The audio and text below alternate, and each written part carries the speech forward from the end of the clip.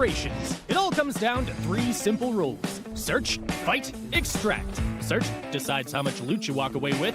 Fight, not every encounter needs to end in a shootout. You just need to clear whatever's standing between you and your treasure.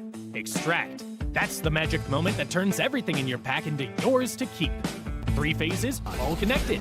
Miss one and the whole run falls apart. Gear up before you head out. The better you're geared, the harder you hit and the more you can carry. But the more you lose if you go down. Go in cheap and dying won't sting as much, but you'll miss out on those juicy, high-value supply zones. Gear up and go big, or go light and gamble. Your call. Once you're in the match, forget everything else. Loot, and loot some more.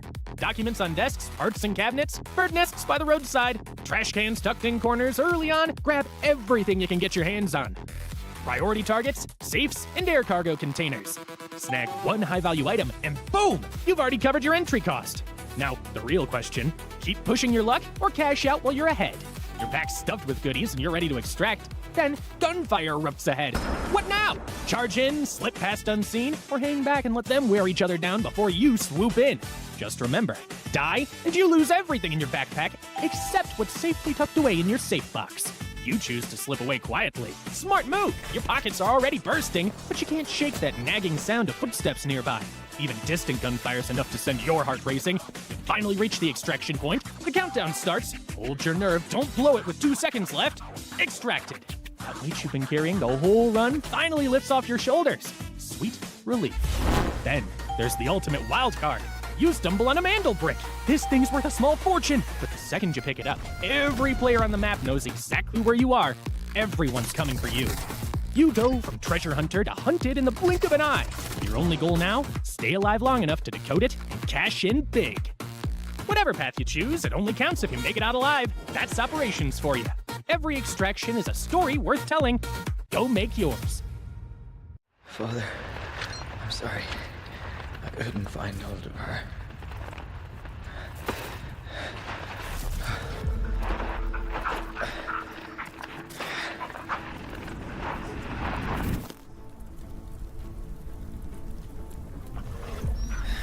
Clover, only because you saved me can we have this adventure. Come on, Clover. It's time to move. Rowan Walsh. Codename Rover. Class, Support. Rover was once an independent outdoor explorer, documenting his expeditions across some of the world's most extreme environments on social media. His experience in wilderness survival, terrain reconnaissance, and emergency rescue makes him a valuable asset in the field. As an operator, Rover used his outdoor expertise to provide support for his team. Alongside his military dog Clover, he assists with area searches, target tracking, threat detection, and route guidance. Thank God. All units, having security team carrying high-value materials is key. Rover and Clover share a deep bond built through years of working together. Using his whistle, Rover can call Clover into action. When called to action, Clover pursues nearby enemy targets, dealing damage and applying marks. If no targets are found, Clover maintains vigilant watch from Rover's side.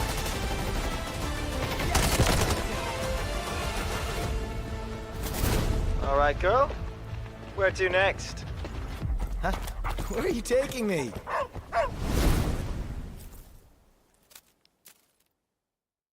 Hey, operators. Looking for bigger payouts? Welcome to Zero Dam.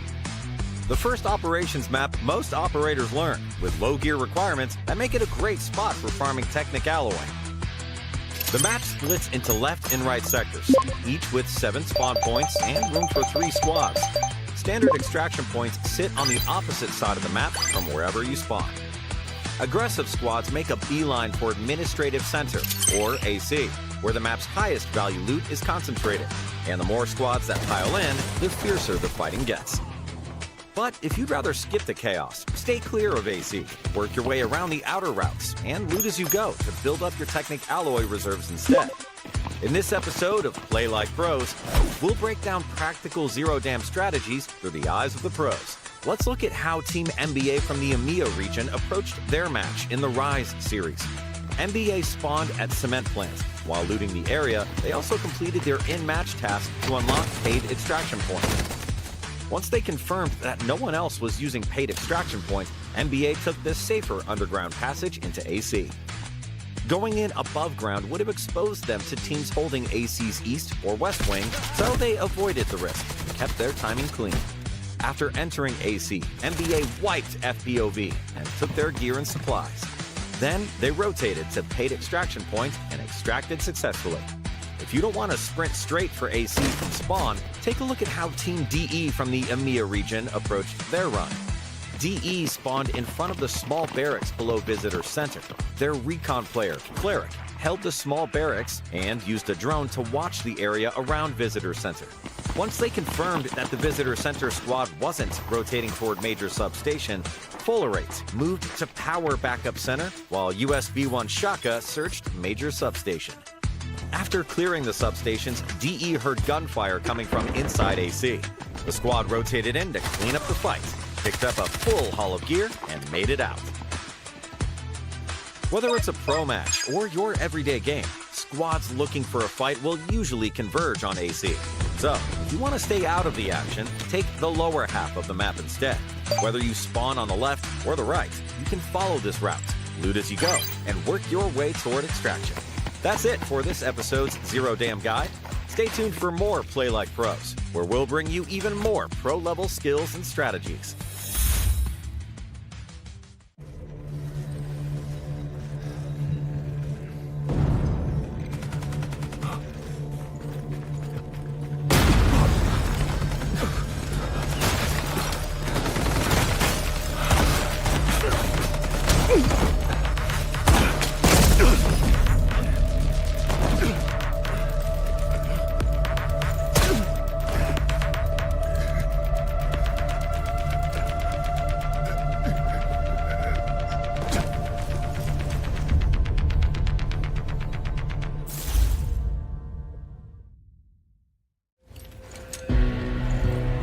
For some, success is measured by bodies in bags.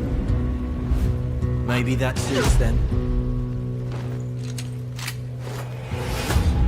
But to me, it's measured in hearts that keep beating.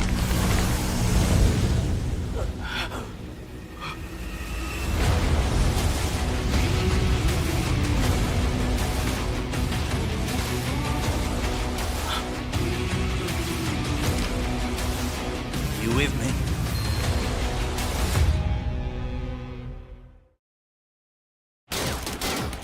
We can't hold them off! Fall back! Move! I'll cover you!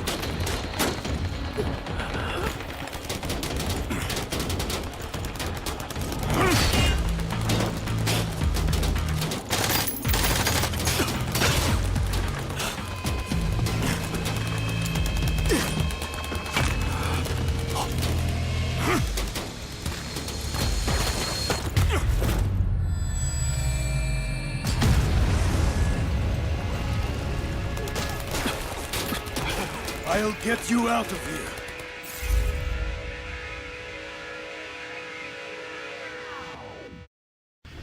Looking oh my gosh, got it. He got it.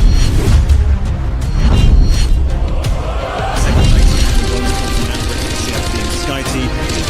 Why not? White whole team. Same exact route. And Luna landed some of the utility. They're going to be able to clutch knock and land some of the first shots there. He picks up the second one immediately. And on the back foot of that, landing at the Cody station, he wants to do just that.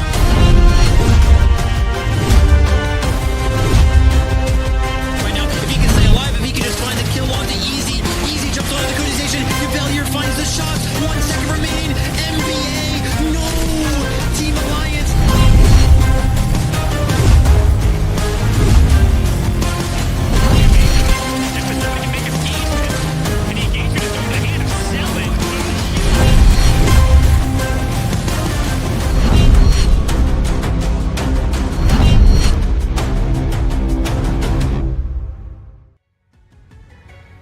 And welcome, ladies and gentlemen, to Delta Force Rise Series Season 2 Open Qualifiers. Today is all about EMEA. It's going to be action-packed, and we love that we have each and every one of you out there. Hey, welcome in. I'm Taylor Reflections Noble, joined by the wonderful Vivid. Good to see you, brother. How you doing?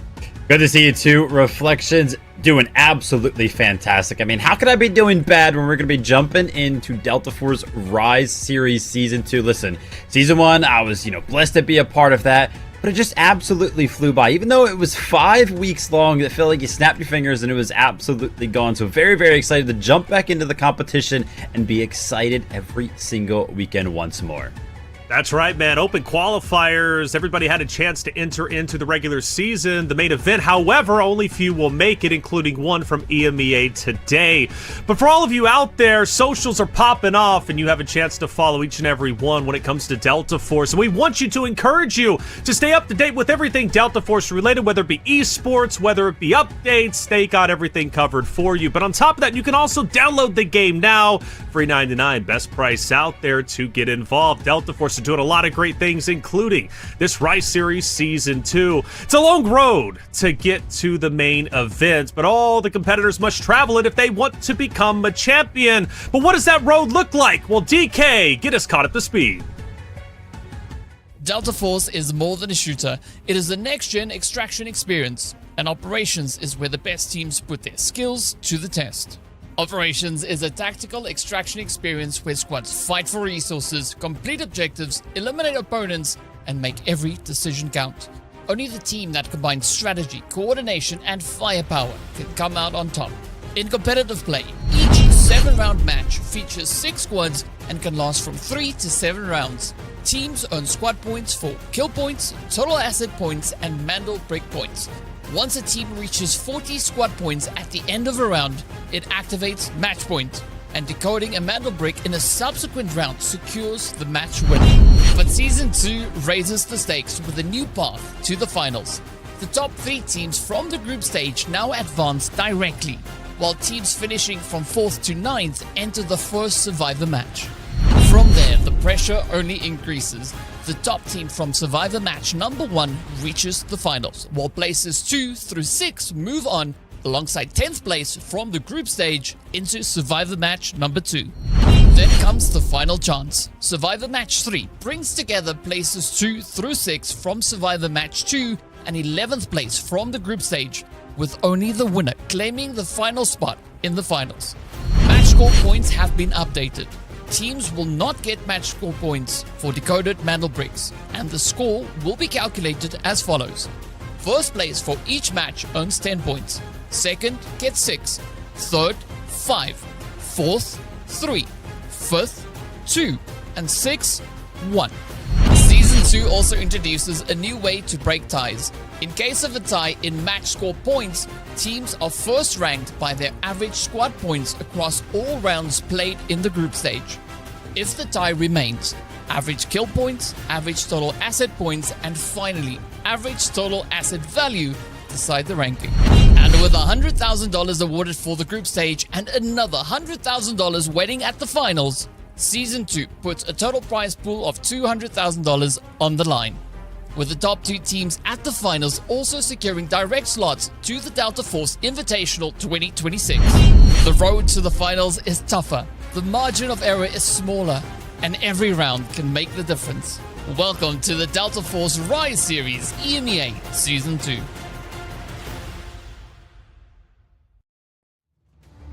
Thank you, DK, for the breakdown. $200,000 up for grabs, and these are the rules every competitor must adhere to. First and foremost, let's just go ahead to Season Meltdown. It's a new season, and that brings new changes, Vivid. Yep, without a doubt, very, very excited to see how our players are going to be adapting to that. You can see this graphic is pretty similar to what we have seen before in the past. Of course, rounds 1 through 7 are going to be taking a little bit of a switch up this season. You can see down there in the bottom left, round 1 will feature an airdrop, but then after that, we immediately jump into the mana brick rounds, and we will be featuring a mana brick on every single map after that. So no more Tide Prison, unfortunately, for anybody at home. That was kind of a favor of that last season. But yeah, we're just gonna be jumping into all of the action this time around, and it's gonna be very, very exciting. Absolutely. Love that we're introducing more Mandel bricks, and the reason why is because we now have match point. This is a big deal. Before double Mandel bricks, you get the win. This time, not necessarily guaranteed. You need to get up to 40 squad points. Doing so, then you're on match point. Now, once you reach that match point 40-point threshold, you then decode a Mandel brick at one of the next rounds. You win the competition. Now, Vivid, this is a big deal when it comes to Delta Force competitive. Why did we move to match point, and what does it mean for the competitors? Yeah, without a doubt. Obviously, these competitors can still end the competition early, which is what a lot of people at home loved about the format last season. Just a different kind of approach to it. You have to go ahead and secure those squad points, which of course we will talk about in a little bit. But it just allows all of our teams to kind of just play a different strategy. They don't necessarily have to kind of send it for some of these mana bricks every single time, but they still will be the most worth thing. As you can see, some of the starting supplies for the tournament going to be very, very similar to last season. 2 million starting Technic Alloy for each player. They're all going to have those 3x3 ultimate safe boxes, so that way they can keep some of the loot safe that they are able to find. All of our players will still have access to that 12-slot card holder, and then the ultimate key card that kind of allows them access to every single key card around the map. And then for some of those resources after that starting supply, of course, you can go ahead and just, get a fixed supply every round. 800,000 alloy for every single elimination that you're able to find. Some of those Mandel bricks being decoded will give you some alloy as well, and then consecutively failing extract. But those Mandel brick rules, of course, we have all seen it. We have all loved it. Those Mandel bricks are going to spawn in on the map, and they will be available shortly after the match starts. However, once that Mandel brick is picked up, the squad has 4 minutes to actually place it in a decoding station. And if they do not, that Mandel brick will actually reset back to that initial spawn point. If they are able to make it over to the decoding station, they place it in, a 4-minute timer will start. If no team stops them, they'll decode the mana brick and they'll secure some of those points. However, if a team is able to stop them, jump on the station for themselves, that timer will actually reset and it is then reduced by 30 seconds. That being said, it can actually only be reduced all the way down to 90 seconds. And that's when things start to get a little bit crazy. A little bit of a note here, if the squad that is currently decoding the mana brick, if they are eliminated, all 3 members go down, that countdown will actually go ahead and pause. And also, as a little bit of an addition to the rule set there, if let's say a team is on 1 second remaining before they actually go ahead and decode that mana brick, if somebody actually jumps on that, because it takes 2.5 seconds to actually steal away the mana brick, then the person stealing it is actually allotted the time to go ahead and steal it. So if somebody's currently on the station, they cannot actually be stopped from stealing it by that timer hitting 0. But the big thing here, we're giving Mandel brick rewards this time around, and they are big rewards. Now it's going to encourage people to go out and fight, the teams in general, to go out and fight. Just inserting the Mandel brick, just going for the handover or decoding gets you additional rewards, gets you additional money that you can obviously use to get ahead of your competition. This is a big deal, and Vivid, I don't think we've had something like this, or at least as intricate as we're introducing in Season 2. Yeah, last season, pretty much the player or the squad, if they were able to go ahead and copy the mana brick, they were the ones that actually got rewarded for actually just decoding that mana brick. But now you can see that first insert. If you're that initial squad that picks up the mana brick, takes it over to the decoding station, you and your squad will actually be rewarded for that. And then also, if you're a player that is kind of like actively stealing that decoding station away, right? You can see it hand over there in the center of that graphic. You will get rewarded with Technic Alloy for going ahead and stealing away that mana brick. But here we go, squad points. There's a little bit of an addition this time around. Squad points are still going to be the total amount of kill points that you were able to pick up. Every single kill is going to be worth 1 point. Added to that is going to be your asset points, very, very similar to last season as well, where in which every 2 million in total stash value you were able to go ahead and pick up throughout the game series. You will then accrue an additional point there. But as you can see, to help these players actually reach that 40-point threshold, there is now an additional way to go ahead and pick up some of these squad points, and it's just going to be decoding mana bricks. So obviously, before you wanted to go ahead and decode 2 mana bricks throughout, and I mentioned it. Yeah, mana bricks, once you get to that 40-point threshold, that match victory point threshold, yeah, obviously the mana bricks are going to be worth a ton more there. But as you can see here, because they're worth squad points, they are still worth a ton in those early rounds. And it scales up. It scales up, right? Which is a big deal. When we're talking about the open qualifiers, there will be a map limit. There's going to be 7 maps in total, right? Now, when we do move on to the main events, that's going to change a bit. It will be unlimited maps until somebody is able to win the match point format. But in this case, especially today, let's say you hit round 7, getting that Mandel brick, there is a big reason to do so. Not only if you are on match point, you'll lock in the game, you'll lock in the series, you'll qualify in first place, but the 20 points is going to matter a lot. It can very well be the difference between make it or break it. But like you said, even early on, getting the 12 points is a big deal. Love that we introduced that for Season 2. Again, it just makes more of an enticing appeal to going for the Mandel break more so than it was before, which means more fighting and more entertainment for all of you out there. And speaking of entertainment, we've got the best of the best trying to qual today, and only one team moves forward. An absolute gauntlet has this open qualifier been. I will give a quick note to any of the fans at home of Team Agartha. We saw them last season. They actually went ahead and qualified through to that regular season just yesterday, and you saw another one of those teams here that we kind of expect to be in the finals as well. That was Mandel Brick Addiction. But let's go ahead and take a look at the quick map breakdown, what we can kind of expect here today. Again, round 1, 0 down. Very, very similar to last season. You're just going to kind of jump into this. Again, you want to pick up those kills. You want to pick up as much alloys as you possibly can. And then after that, we're straight into the Mana Brick rounds. We're going to feature Brakkesh 2 times. And of course, those airdrops will be dropping down. And then once more, once we get to round number 4, then we're going to go ahead and start the Space City Fun. We'll play that for 3 maps. And then a little bit of a change this season as well. So last season, the last place team actually went ahead and got the opportunity to pick between Space City and Brakkesh. This time around, it's actually just going to be a coin flip from our admins behind the scenes to actually determine which map we get. So we could get Space City in round 7.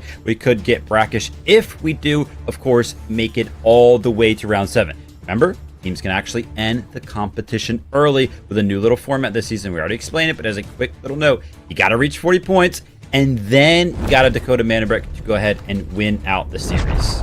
That's right. That's going to be the rules for today. I know it's a lot that we threw at you very, very quickly. If you have any questions, feel free to post it in chat. Maybe somebody answer. Maybe we'll get back to you. I did see a comment out there, and they were saying, Mandel Bricks, is that the only objective? Well, it's a big objective, but not the only one. Obviously, you're still trying to get loot. You're still trying to get eliminations. You're still trying to elevate your point total. But yes, Mandel Bricks will be one of the main focal points, but at least when it comes to Zero Dem, obviously starting off, it will not be. This is a good opportunity to get your points up, get your early elims, good litmus test as to who you're going to be playing against, and most importantly, you do have the airdrops to fight for, which could give you valuable loot going into the next round. This is exciting. Going into Zero Dem, round number 1, a good opportunity for anybody to prove that they truly are the best. And they're going to have to do so, Vivid. I mean, when we only talk 7 maps, that's not a lot of opportunity to come back, especially if you fall far behind early on. So Zero Dem, you want to start off hot and heavy, especially going into Brakkesh, which is going to be your first Mandel Break opportunity. Any early predictions from you? We've got a lot of talented players. Obviously, Mandel Brick Addiction, they're looking like the strongest. Yep, without a doubt. I mean, anybody at home are kind of used to seeing these big names up here, right? We got Skydie, Bulldo, and Evan over there from Mandel Brick Addiction. And I was actually taking a look at the roster that we're going to be featuring here today. And we've got a cool little stat behind the scenes that shows off the game time. Bulldo is actually the player playing today with the most amount of game time. This guy's got 2,600 hours played on the game. So Mandel Brick Addiction just constantly playing Delta Force, making sure that they are well-versed for competitions like this. But it's in their name, man, right? Mandel Brick Addiction. Right. Would not be no surprise to kind of see them favoring towards some of those mana bricks. But for now, we're going to be jumping into Zero Dem. No mana bricks here this time around, but I'm sure plenty of kills and plenty of loots are going to be on the mind of all of our players. That's right. Got to get the loot. Got to get the kills early on. Doing so is going to be big. We'll take a look at the overall map. You will have that clash over at admin, which you typically do. It'll be LFO as well as MBA. This is going to be a great fight. I think for LFO, if you're looking from their perspective, they're a very talented roster. Bazooka is going to be one, at least on my mind. Carme as well. But going against MBA this early on is definitely going to be tough. For the rest, though, Vivid, pretty well spread apart. Got their own individual POIs. From you and your perspective, right, you've got 18 minutes to make moves happen. Maybe we see a fight in admin, but what is your objective going in to Zero Dem? You're starting off the tournament. What is your goal? Yeah, I think I can actually just speak kind of what the players, what I've seen them do in the past. Typically on Zero Dem, we actually don't see many fights happen in the very early stages of the round here. As you can see, you talked about it, 18 minutes, and they like to usually spend like 10 to 15 minutes just looting up all of the surrounding area that they kind of spawned around. And then after that, it's very, very hard to kind of rotate amongst the maps. That's why it takes them so long to actually try to find some fights sometimes. So yeah, just go ahead and loot up your area. You never know what kind of red you'll find, whether or not it'll be worth 2 mil, 1 mil, you know what I mean? It's just something that you can kind of keep safe, put in that 3x3 safe box. So always worth it to kind of loot the immediate area around which you spawn. So that's what these players are, of course, going to do, which is why we're going to see a bit of a lack of fighting here in the very early stages. But yeah, hopefully for us at home, those fights will start to kick off and we'll be able to kind of see how all of our players are feeling today. Since we are in a new season, do we see any new operators, Vivid, that, you know, kind of raises your eyebrows a little bit? Obviously, there have been some adjustments. We won't be using the new operator, at least in this competition, but from your perspective, I know you're really excited to see all the changes that Meltdown had to bring. Definitely super excited. Zero Dam looks pretty standard so far, right? You got the Raptor that pretty much all of our teams are usually going to use. I do see one of our squads is going to be LFO. They're not going to be featuring a Raptor, instead opting for the Luna, which is pretty rare. I would say Luna's usually finds a ton of value when it comes down to helping attack and defend some of those mana brick rounds. So usually our teams save those Lunas. And if anybody's like, what are you talking about, saving Lunas? Why would you need to save your Lunas? Well, all of our teams can actually only use each and every operator 2 times over the course of this 7-round game. So they do have to kind of manage those operators. So using an operator like Luna early on could be a little bit of a question mark sometimes. But of course, these teams know what's to come into the future. So they've got a plan. But yeah, Raptors are pretty standard on Zero Dam. You just get so much value from that little Raptor drone. You can find so much of that information because rotating around this map is pretty scary sometimes, and it's kind of being featured right now. You can see it from 6VN. They're peeking off into the hills, and there's a squad out there, Squad DS, that's kind of just laying in the foliage, and if you didn't have a Raptor to kind of sniff that out, you'd kind of just run around, potentially right into their crosshairs. Could be a fun fight if it ends up unfolding for sure. Airdrop will be up relatively soon. That's going to be fought for, obviously. Still in the meantime for admin, nothing's really happened. Like you said, it's kind of free game at this point, especially to loot up. But DS have a great spot on the new airdrop. We did see 6VN looking at their location just a little bit earlier, but they decided not to pounce on it as of yet. Could see LDS maybe move up. It seems like that's where they're heading to, going up towards the right-hand side of the map where DS is currently at. They only got a minute to get there, but definitely could be our first fight that we end up seeing. If not that one, maybe Rain. Rain starts to move up to admin area too, so before long we'll have 3 teams in admin. That'll be NBA, LFO, as well as Rain, which could be a big of an engagement. Yeah, LDS, DS, I think, Vivid, that's going to be my next point that I think we're going to be looking at, fighting for the airdrop if LDS can get there in time. It's going to be a super tough push for them, so yeah, we'll keep a close eye on that, but I do not expect them to get there in time to actually stop them from looting that airdrop. And you mentioned it, bunch of teams started to converge around the admin area. Of course, LFO and NBA, they've been here the entire time, but now 6VN and the purple squad over there of Rain starting to inch closer and closer. This is something that we've seen in the past, though. You can see that yellow squadron is starting to take an early position over towards that extract area. That's usually where the Zero Dam fight happens towards the end of the competition, right? Everybody's like, oh, we got to go ahead and push for the extract before it actually runs out, but there's so many teams that are usually posted up that it's very, very hard to go ahead and progress onto that extract. So an early position for LFO. Let's go ahead and take a look at the loot that we're going to be getting here out of the first airdrop of Season 2. It's going to be none other than that M82 50 BMG for the likes of DS. Big question will be, what do they opt to do with this? We've seen it before in the past, where teams have actually invested that sniper rifle and its ammunition into just trying to get kills on Zero Dam, right? Because remember, those kills are worth it. You can pick up all the loot that you get off of the bodies. You, of course, get a single point for every kill that you can find. And then some other times, some of our teams actually opt to just try to extract with it. So we'll have to see what the game plan is going to be for DS. But we are 6 minutes in, Reflections, and I do not believe we have had a single shot fired at another player from a player on this map so far. No, not at all. I was just thinking about how slow it's actually been. I'm sure we're going to have some bloodshed maybe the next 5 or so minutes, but for now, it's been very, very quiet. You had a good call out for LDS. It was a tough push onto the airdrop, plus just not a lot of time, so DS gets away with the first loot. New airdrop coming in just about a minute for at least a meantime. But this, admin area really excites me, specifically from NBA's perspective. Being in the qualifiers, being such a talented roster, this is going to be the first opportunity to see what they're bringing to the table in today's competition. And it's not going to be an easy one, given the fact that they quite literally are sandwiched in between Rain, LFO, 6VN is just below them. So any team that NBA decides to fight, they do it recklessly. I mean, a third party is almost guaranteed. Yep, our players are playing very, very passive. There's actually a lot of the line on the line here today. Only the first place team actually go ahead and qualify to that regular season. I didn't mention it earlier on, but we had a team make it out of the Open Qualifiers just yesterday. That was Team Agartha. And some of our teams played good enough over some of the earlier rounds to actually make it here today to the final round of the Open Qualifier. But in this final round, only room for a single team to qualify through. First place is what we're going to be looking at, putting a giant emphasis on here today. So this passive approach, our players are probably feeling the pressure, starting to kind of think about how much is on the line. That being said, the second airdrop is starting to fall from the sky here and could potentially finally be something worth fighting over. And there it is. Finally, some shots kind of exchanged. That's going to be Buldo off into the distance onto range. Just going to do a little bit of damage to the armor, but outside of that, not much to be found. Yeah, for NBA, again, they're just in such a tough spot, sandwiched between several teams. Getting over to the airdrop is going to be difficult, because even if they wanted to maybe entertain the idea, they're going to have to go through 6VN, who is going to be just below them. DS is moving up as well.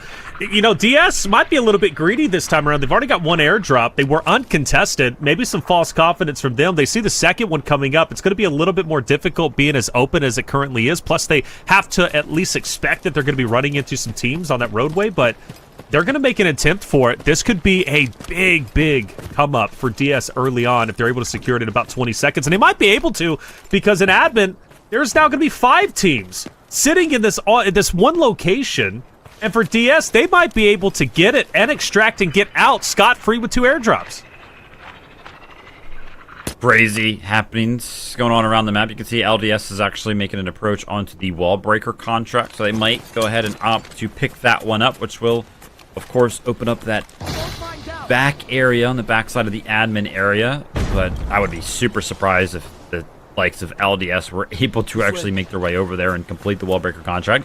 If they were able to complete this contract, though, they would, of course, get those lucky wooden sculptures and then all of the loot that wall breaker contract has to offer in the vault back there. And sure enough, they are going to go ahead and activate it. So this could be potentially something that gets some of our teams moving here.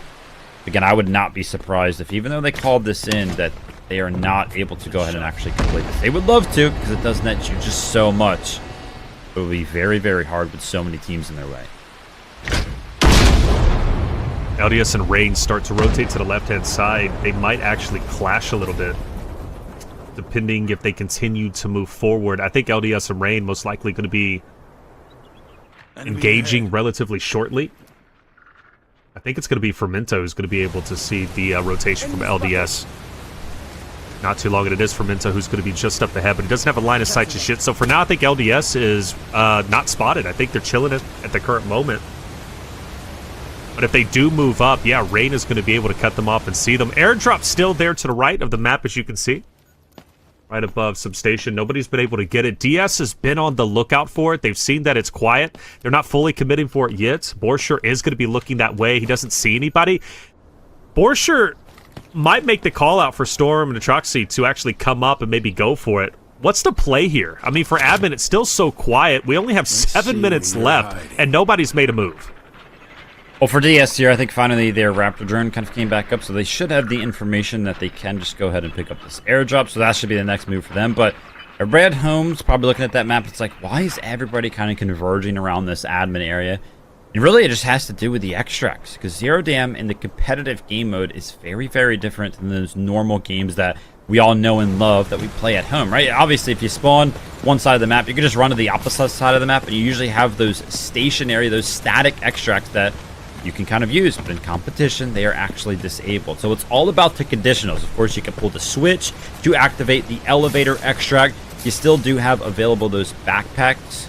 That backpack extract, 1 slot available there, and then the weight limited extract all the way up there in towards the mountain range that is still available. But again, only 1 person can kind of use that. And then you can use the paid extract towards that riverbank. But again, those conditionals, very, very restricting sometimes. So we do usually see this convergence around the admin area from all of our teams because they want to go ahead and fight for that elevator extract. That being said, all of these teams that are not actually near a switch are kind of relying on the teams that are currently poised up near those switches to go ahead and pull it. We've seen it before in the past where teams have just opted to not pull it, and everybody's like, yeah, we're not making it out of this one. Right. Time running a bit short now. Teams need to start thinking about where they're going to extract, where they want to even move to. And everybody's pinned up currently. We've only seen a couple of shots, but nobody's really taken any damage. For DS, they finally move away from the right of substation now up towards the north. Storm stays back. Still scouting the area, scouting to see what's about.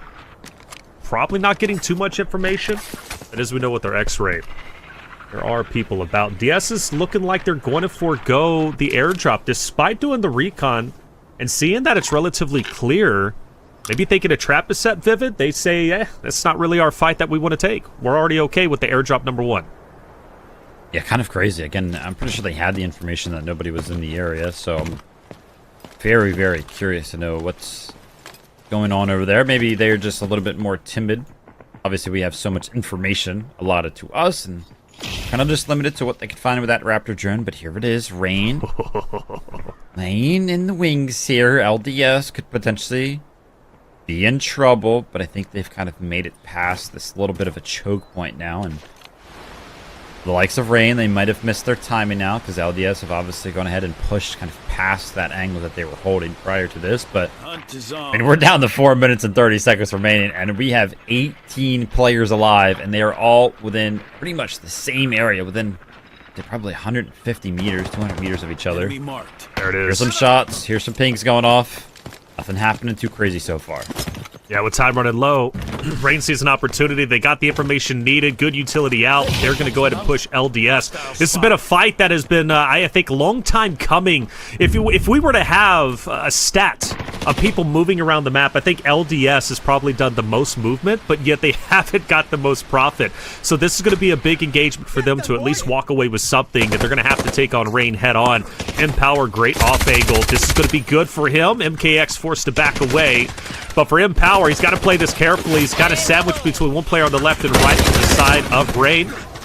But either way, they continue to push up. At NBA, I'm curious if they go for this third party. They've been in the wings, kind of waiting, playing patiently. They've been pinned up, and now an opportunity maybe to break free and go up for the third party. That's what Bulldoze's going to do.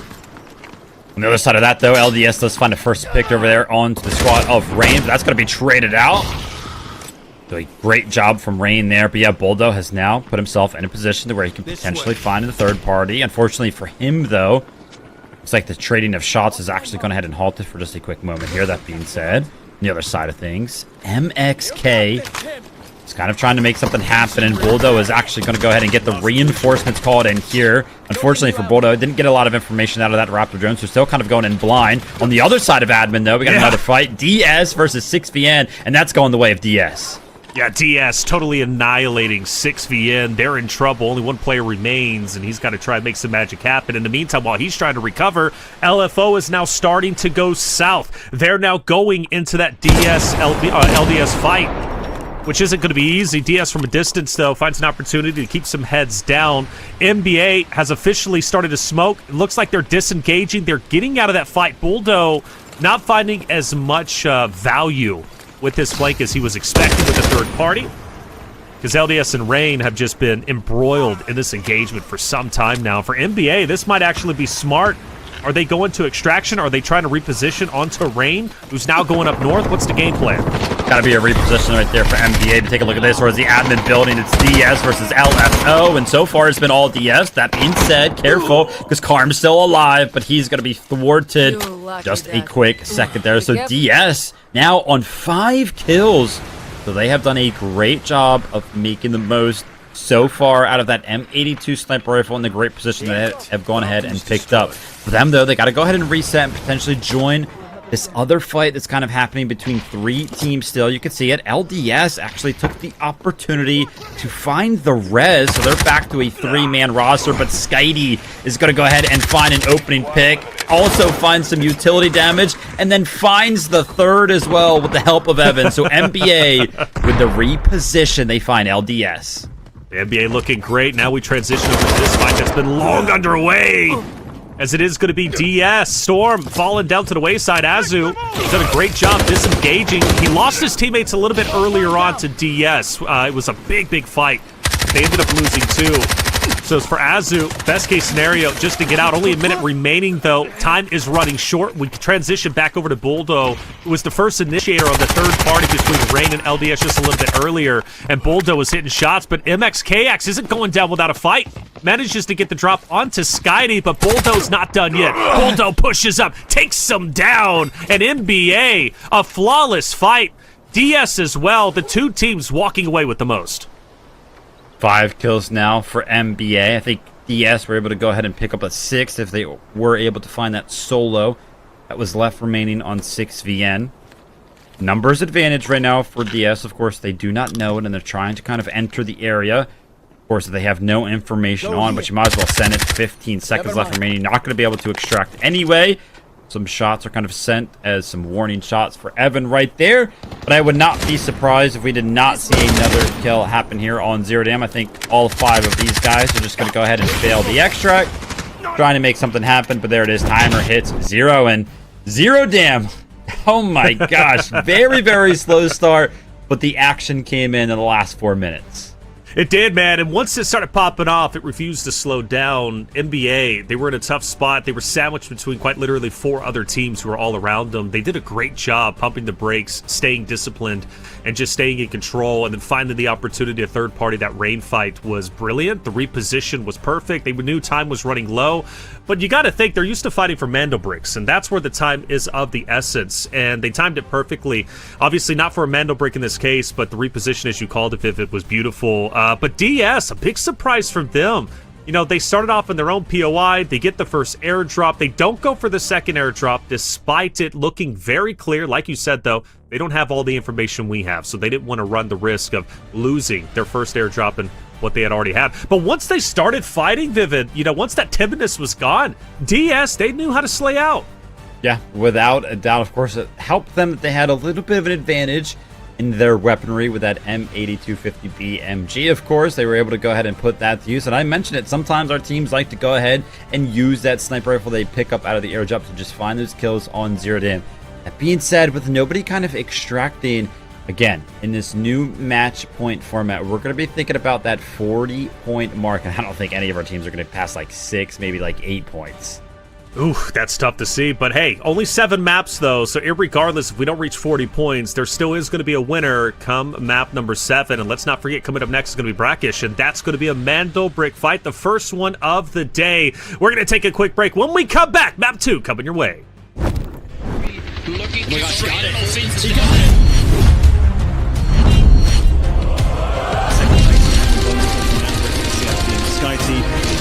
Why not wipe whole team? Same exact route as Luna landed some of the utility. They're going to be able to push knock and land some of the first shots there. He picks up a second one immediately, and on the back foot of that, ending at the coding station, he wants to do just that.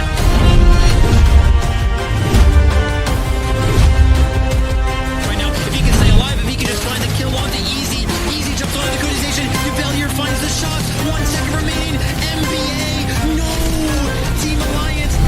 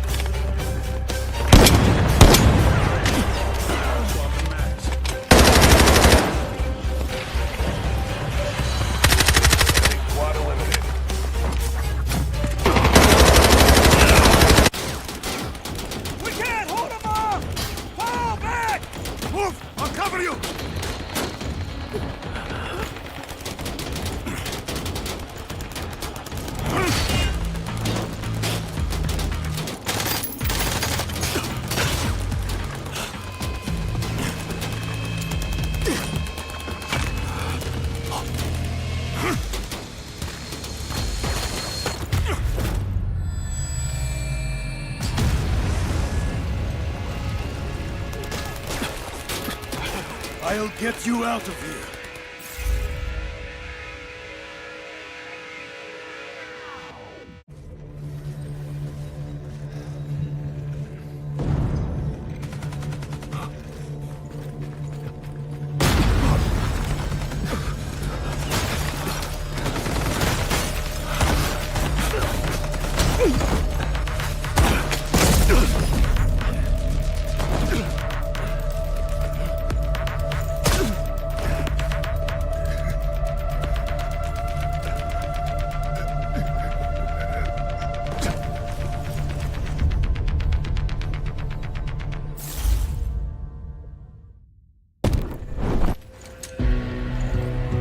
For some, success is measured by bodies in bags. Maybe that suits them. But to me, it's measured in hearts that keep beating.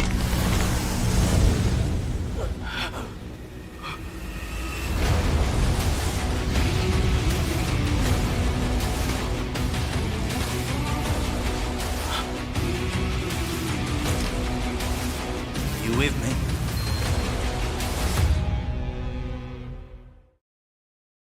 Father, I'm sorry.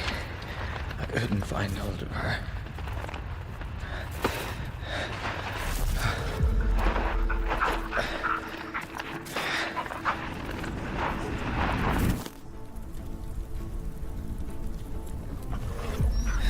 Clover, only because you saved me can we have this adventure. Come on, Clover. It's time to move. Rowan Walsh. Codename Rover. Class Support. Rover was once an independent outdoor explorer, documenting his expeditions across some of the world's most extreme environments on social media. His experience in wilderness survival, terrain reconnaissance, and emergency rescue makes him a valuable asset in the field. As an operator, Rover used his outdoor expertise to provide support for his team. Alongside his military dog Clover, he assists with area searches, target tracking, threat detection, and route guidance. Thank God. All units, I have a security team carrying high-value materials in Rover and Clover share a deep bond built through years of working together. Using his whistle, Rover can call Clover into action. When called to action, Clover pursues nearby enemy targets, dealing damage and applying marks. If no targets are found, Clover maintains vigilant watch from Rover's side.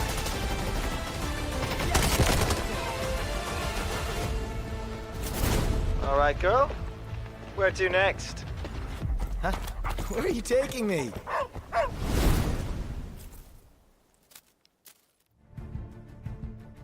Hey, welcome back, everybody. It's the Delta Force Rise Series Season 2 Open Qualifiers. It's EMEA. Map 1 done, about to transition into Map 2. You're only getting 7 today, but it's a bit different this time around because more Mando breaks are up for grabs, and we do have a new map rotation as well. Compared to the last season, it's a lot of fun. However, Map 1 was very, very slow until it wasn't. Vivid, one of the things about qualifiers, you never know what you're going to get. We got a lot of new faces. It was Open Qualifiers after all, leading up to this point. So there are some new faces, but new faces brings new opportunities. Yep, without a doubt. Obviously, we're going to be thinking about the likes of NBA. We know that these guys have been here before. We know they're going to be experienced. But on the other side of things, 5 teams kind of entering the competition that I, at least personally, have not seen in any of these competitions so far. Yeah, a lot to be said for here. And they can make a name for themselves coming out of the Open Qualifiers by going ahead and winning it and making it to that regular season. So there's so much on the line here today. As a quick reminder to everybody at home, what the heck are we playing for here today? Why are we even here? Why are me and Reflections talking? First place. That is why we're here. First place out of this Open Qualifier here today will make it to that regular season. So once we go ahead and kind of pull up the stats here from game number 1, whoever got that early lead, we're going to be looking at them for the rest of the day to see if they can kind of continue on with that momentum. Yeah, we don't know officially as of yet, but we have at least make an educated guess. It's either NBA or DS. They were the two shining stars from Zero Down. Things were very, very, very slow for 16 minutes. We really didn't get anything, or excuse me, like 13, 14 minutes. We didn't get anything till the tail end. But DS did walk away with the airdrop, and for NBA, they did have a good execution on the third-party fight against Rain and the company they were fighting, which shows maturity. It shows great presence. NBA is a team that is definitely the favorite. Again, with it being open qualifiers, from DS's perspective, especially being relatively unknown, they're showcasing that they can go against the best, or what has traditionally been the best teams and best players, which is exciting for sure. When we think of Delta Force competitive, it's grown so much since the first iterations a couple of years ago to where it was in Delta Force Rise Series Season 1 to where it is now. And it's encouraging, right? Because if you look at how many teams entered Vivid into the open qualifiers, I mean, it had to be at least, what, like 50 or something. Like, it was so many teams trying to qualify to this point, and we now have at least from outside of the other qualified teams such as Agartha, we have, what, at least 6 teams now who are all trying to be top 1. That's a lot of fresh blood entering into Delta Force Esports. Yeah, that kind of leaves us thinking about, okay, 50-plus teams entered. We got 6 left right now. 1 already made it through, so yeah, we have already eliminated 40-plus teams from this competition, so it has been an absolute gauntlet for these players to actually make it here. A lot of teams actually stood in their way, but they have actually made it all the way to the end here on Sunday. All that stands in their place is 5 other teams. So listen, I would be feeling the pressure, man. Obviously, some of these players, they might be a little bit tired too, because like I mentioned, it's been a very, very long open qualifier system for them. They've played multiple rounds to actually make it here today, and then had to continuously just do well time and time after, again and again and again, against different teams to actually make it here. So far, all of these teams have been performing in whatever rounds they have played in, but this one is the one that is going to matter the most. Yeah, and as we transition into Brakkesh, is going to have a different pacing. It's going to be a lot of fun to see how it ends up unfolding, because again, chat was saying, is Mandelbricks, is that all there is to play for? Well, no, not necessarily. You want points, but when we think about Brakkesh, the first Mandelbrick opportunity, it's the first chance to showcase, if you're a roster, if you're a team, to get out there and to fight and showcase that you're willing to push the envelope, which I think is so very important, especially when you think about who you're going to be playing against when you move on to the next stage, right? The main event, where so much money's on the line, but arguably now you're entering into a harder player pool. If you're a team coming from qualifiers, you should want to dominate here. You should want to prove that the others are still just trying to qualify for the main event, but you deserve to be there.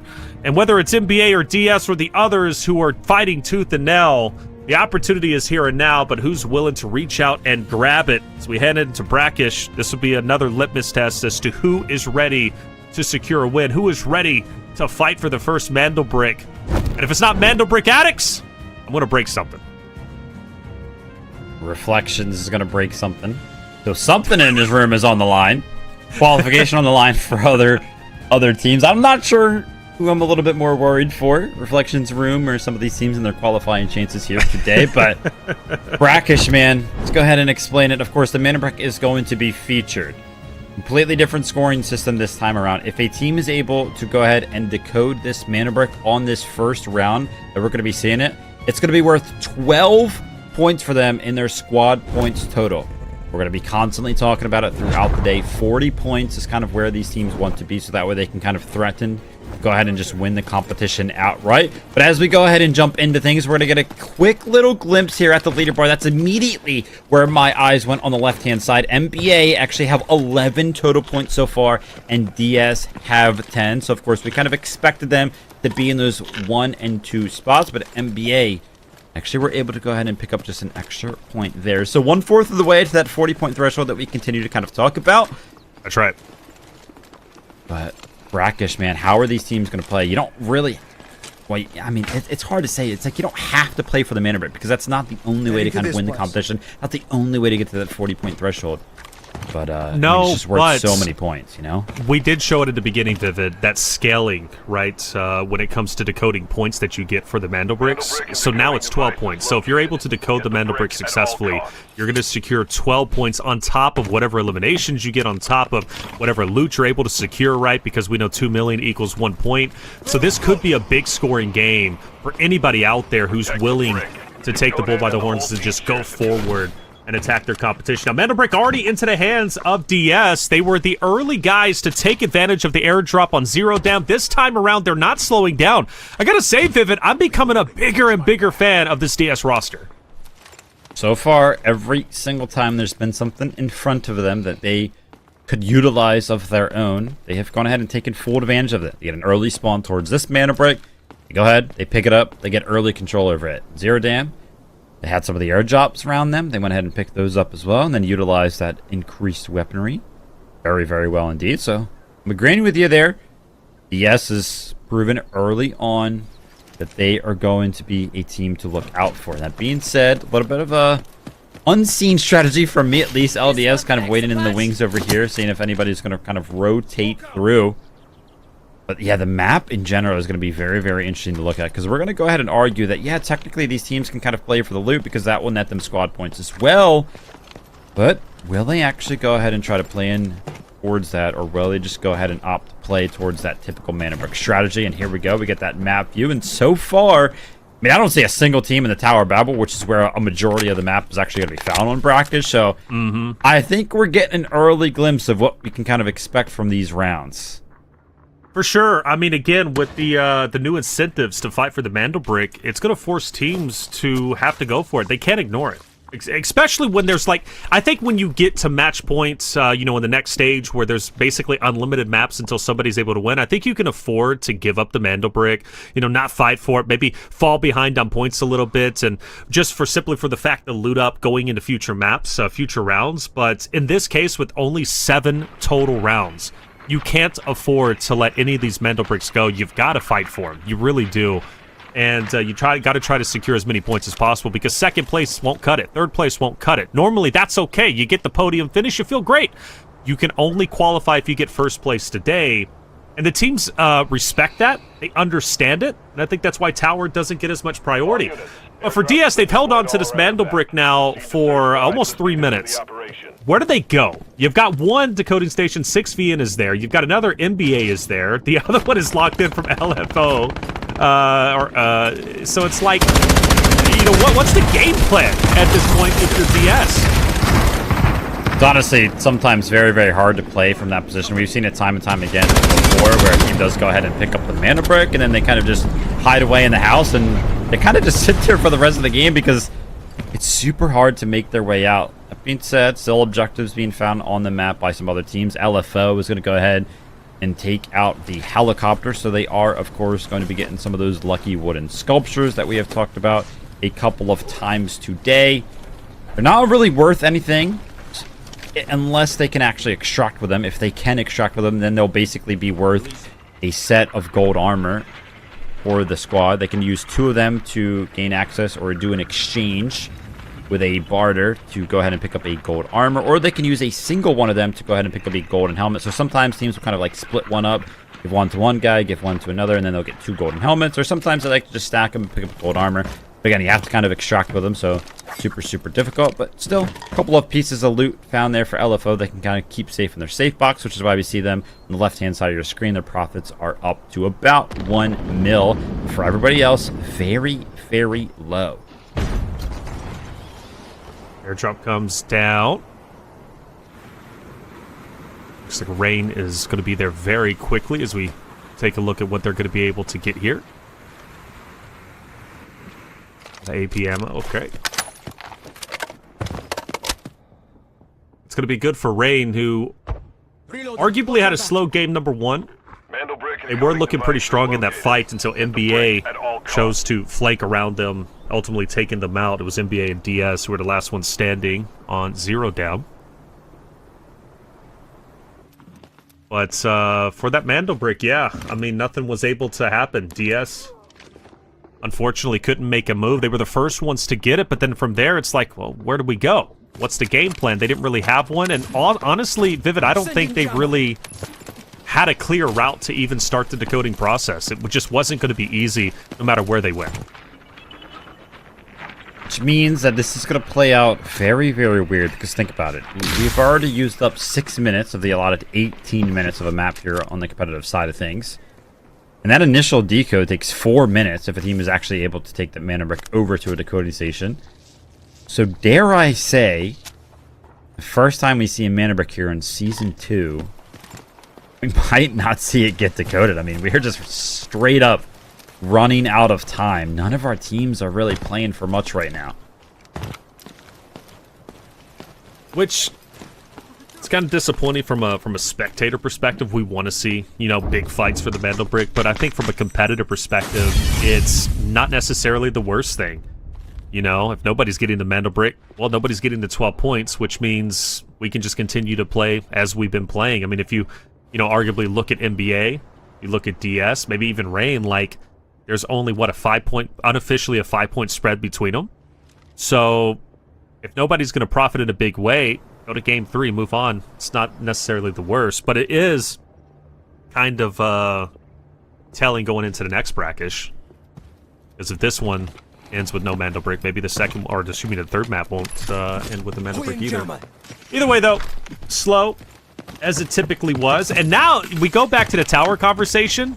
Obviously, the attention was on the Mandel Brick, but now tower is free and clear. And if a team would have stayed there and actually foregone the Mandel Brick conversation, the Mandel Brick fight, I mean, they would have had so much loot to work with.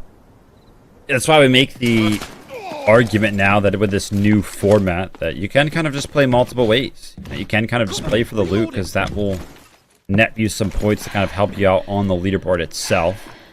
Because you're no longer really scored on how many mana bricks you've been able to directly pick up. Of course, the mana brick's going to help you on the points on the leaderboard, but it's not a category anymore. So if you're able to somehow, some way, I mean, listen, it's going to be pretty much impossible, but think about it. If a mana brick decoding here in round number 2 is worth 12 points, if for whatever reason a team was able to pick up 24 mil in alloys here, then yeah, that would pretty much be worth the same, or 12 kills, right? So I have 2 different ways to look at it. Again, I don't think I've ever seen anybody cross pretty much like that 10 mil point on a single player, and that's been like on a Space City where everybody's like got gold and gold ammo and decked out weapons that they were able to extract with. So very, very hard to, of course, approach giant numbers like that, especially when some of the higher end reds are actually not in competitive like your Heart of Africa.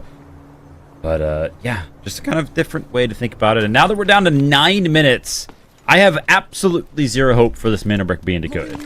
None. Well, if it's not for the Mandel Brick, Vivid, at least for the airdrop, and Skydie is very close to it. He's looking to pounce on it in just a second. Meanwhile, though, Reign and NBA, they've got history.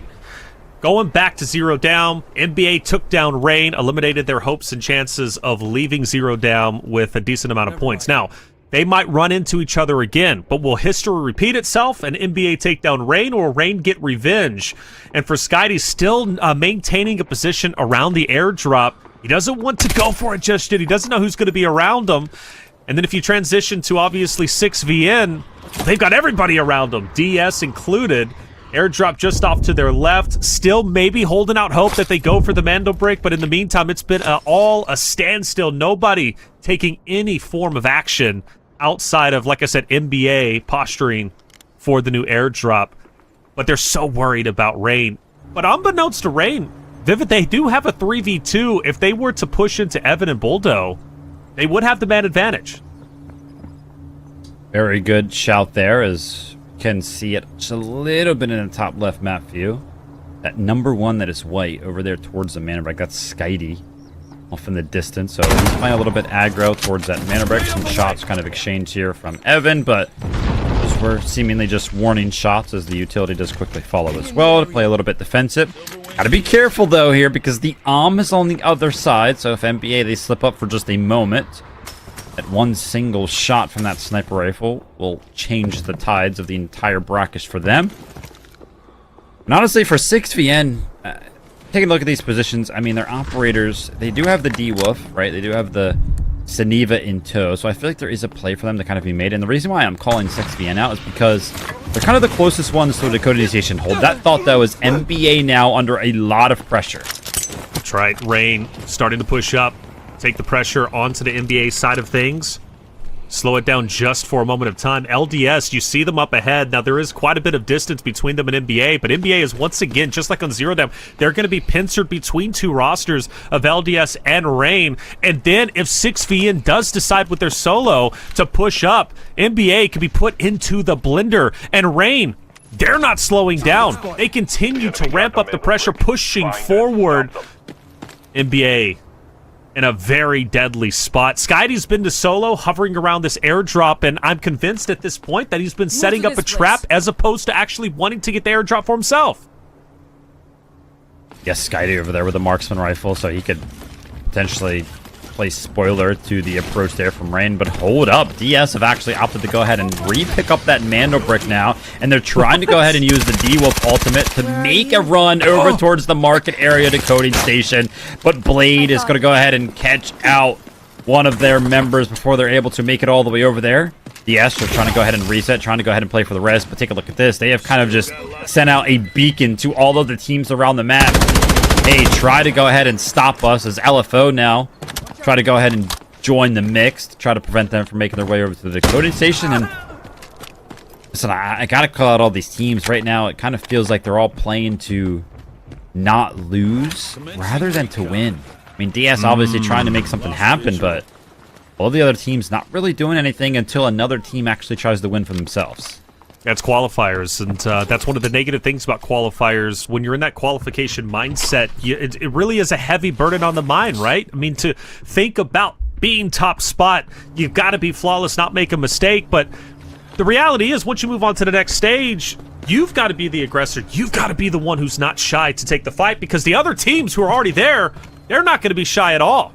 They're going to be willing to push into you. Qualification teams, or qualifier teams rather, sometimes they can be a bit too timid. Now, with all of that you just broke down taking place, the Mando break on the move, DS getting taken down, or at least one of them momentarily getting dropped by 6VN, this is actually great for NBA, because now Reyna's backed away, LDS is also rotated out, and NBA is free and clear to operate as they wanted to. But the big engagements are here on your screen, what we were just looking at up top with DS, as well as LFO.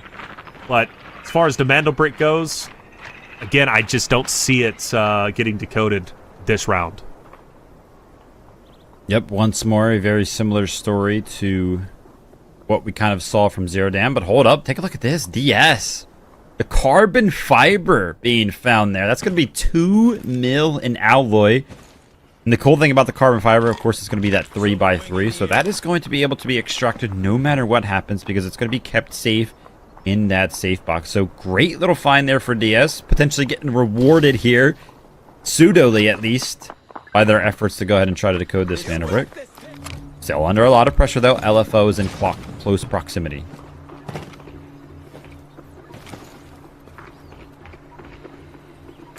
Love this line of sight. As he looks down.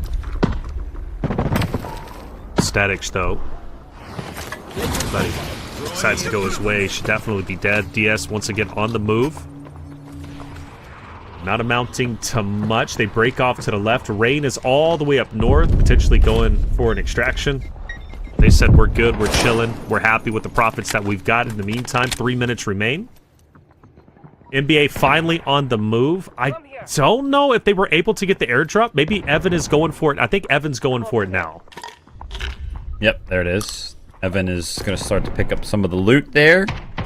You see him pick up one of the quantum drives, so just 300k, and some of the switch is actually being pulled over towards the tower area, but LFO have actually found a couple of members of 6VN. One of them was out in the open over towards that train, another one was in the museum.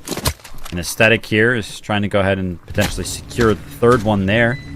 And I have such a big advantage. You know, you just took out 2 members, and LFO were still very, very slow to approach, but finally they do go ahead and potentially hear me calling them out, so they're going to go ahead and start to play aggressively, but Blade is not going to be interested in that. And off screen, one of the members of Rain was actually able to send one of their members out via the backpack extract, but unfortunately for Blade, he runs into the loving and welcoming arms of LDS, and 6VN is going to be the full squad wiped out of Brakkesh here. And Rain will continue to fight across the side of DS as they start to split up. Rain looking relatively healthy despite only 2 players being here. Like you mentioned, the extraction. We did lose 6V in just a little bit ago. They're now completely out, which is unfortunate for them. They didn't have a great round number 1. Round number 2 doesn't go their way either. They're definitely going to be on the bottom of the standings whenever those pull up, at least unofficially. That's what I'm saying. Now with just 2 minutes up. LDS did send Kazooks, who's going to be now over in Tower, potentially going for another extraction over there, and maybe some unforeseen loot. And for NBA and LDS, they part ways by the street. So that's another fight that might be going underway, as well as Rain and DS, who's currently embroiled in this fight that's been taking so long. Astray, good shots, though. And MXKX, who had a really, really good showing on map number 1, despite them getting eliminated by NBA, continues to hit some wonderful shots. As time runs out, the final eliminations are going to start coming through. And again, every elim is going to be a point, so these fights do mean a lot. And for NBA, they managed to win their fight once again. They're 2 for 2 when it comes to big fights on the main broadcast. Yeah, actually those fights right there, those kills for NBA, they meant a lot because they were very, very close. I mean, they had 0 kills before they found those 2 right there. And again, they came into this one, they were the team in the lead, so kind of to maintain that lead, they needed to find some kills like that. It's a great little effort here in the last and final moments of Brakkesh from NBA. They could potentially find even more here if LFO decide to go ahead, or at least decide to go ahead and potentially try to find kills of their own. We'll have to see if Skydie is going to be aware of this, but Skydie's not. Buldo is, as Buldo actually gets cut down by Aesthetic right there. So LFO, the numbers advantage, 3v2. What can Skydie and Evan do? They're going to be repositioning, pushing up. I love this off angle, though, from Bazooka. Army is going to be able to spot out whoever's going to be up ahead. Good mark. This gives a chance maybe for them to push up and take advantage. But only 15 seconds remain. Can't afford to stay back. Good mark. Skydie wants to take advantage of it by pushing forward. Skydie will get the drop onto Bazooka. Well done from him. In the meantime, though, DS still in this fight against Rain, and it looks like Skydie is also going to take down yet another. Skydie is just simply that guy time is done with, and I think NBA walks out with it, at least 4 points when it comes to eliminations, which arguably should keep them in first place. Yeah, I mean, listen, again, very, very surprised kind of see how this one was playing out. I wasn't sure how the Man in Brick rounds were going to go with a new format. Can't lie, very, very disappointed so far. We did not even see that Man in Brick get placed into the coding station. Of course, the likes of DS, they tried to make an effort, go ahead and place it over towards that market area decoding station, but when they actually made the run for it, there's only like 6 minutes actually remaining in the match, and some of the efforts of some of our other teams to actually go ahead and defend that station, nothing was actually able to be found. And yeah, I think all in all, we probably saw more points secured on Zero Dam than we actually just did in round number 2. So that leaderboard is not going to shift a lot. Of course, I would expect NBA to kind of remain towards the top with a couple of points they were able to find on Brakkesh. But with it being the first Brakkesh and another one about to be underway in round 3, it does excite me to see what adjustments are going to be made, specifically for Tower. I think Tower is a missed opportunity and a big opportunity for some teams, especially when they think about, well, typically the big fights happen in the last 4 minutes, or maybe the Mandel Brick isn't going to be as fought for as we thought they were going to be. I think Tower is a big opportunity now going into the next Brakkesh, which will be coming up after the break. Hey, we're only 2 rounds in. We've got 5 more to go from, so make sure you stay tuned. Hit the sub button if you haven't already, because we're coming back, baby, with round number 3 back to Brakkesh. Looking got it. He got it.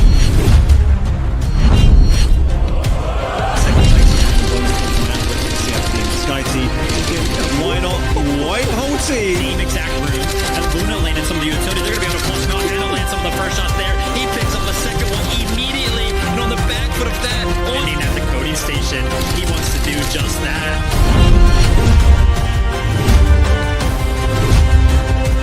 Right now, if he can stay alive, if he can just find the kill onto Easy. Easy jumps onto the coding station. Valier finds the shots. 1 second remaining. NBA. No. Team Alliance.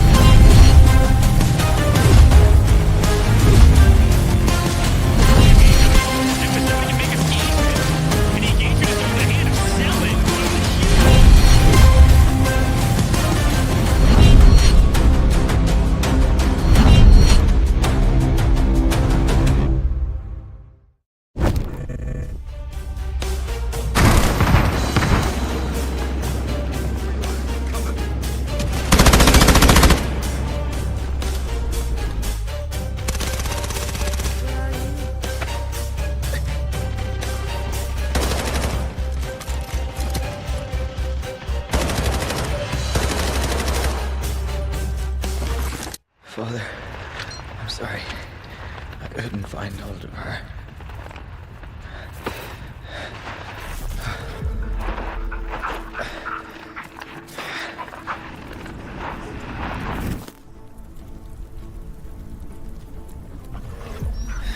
Clover, only because you saved me can we have this adventure.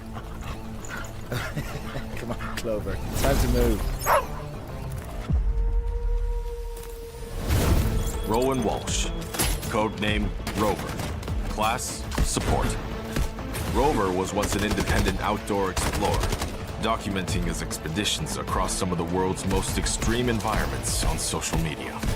His experience in wilderness survival, terrain reconnaissance, and emergency rescue makes him a valuable asset in the field. As an operator, Rover used his outdoor expertise to provide support for his team. Alongside his military dog Clover, he assists with area searches, target tracking, threat detection, and route guidance. Thank God. All units, have a security team carrying high-value materials immediately. Rover and Clover share a deep bond built through years of working together. Using his whistle, Rover can call Clover into action. When called to action, Clover pursues nearby enemy targets, dealing damage and applying marks. If no targets are found, Clover maintains vigilant watch from Rover's side.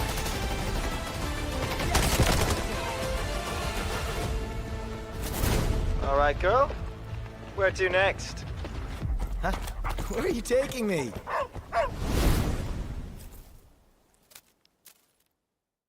Operations. It all comes down to 3 simple rules. Search, fight, extract. Search decides how much loot you walk away with. Fight, not every encounter needs to end in a shootout. You just need to clear whatever's standing between you and your treasure. Extract. That's the magic moment that turns everything in your pack into yours to keep. 3 phases, all connected. Miss one and the whole run falls apart. Gear up before you head out. The better you're geared, the harder you hit and the more you can carry. But the more you lose if you go down. Go in cheap and dying won't sting as much, but you'll miss out on those juicy, high-value supply zones.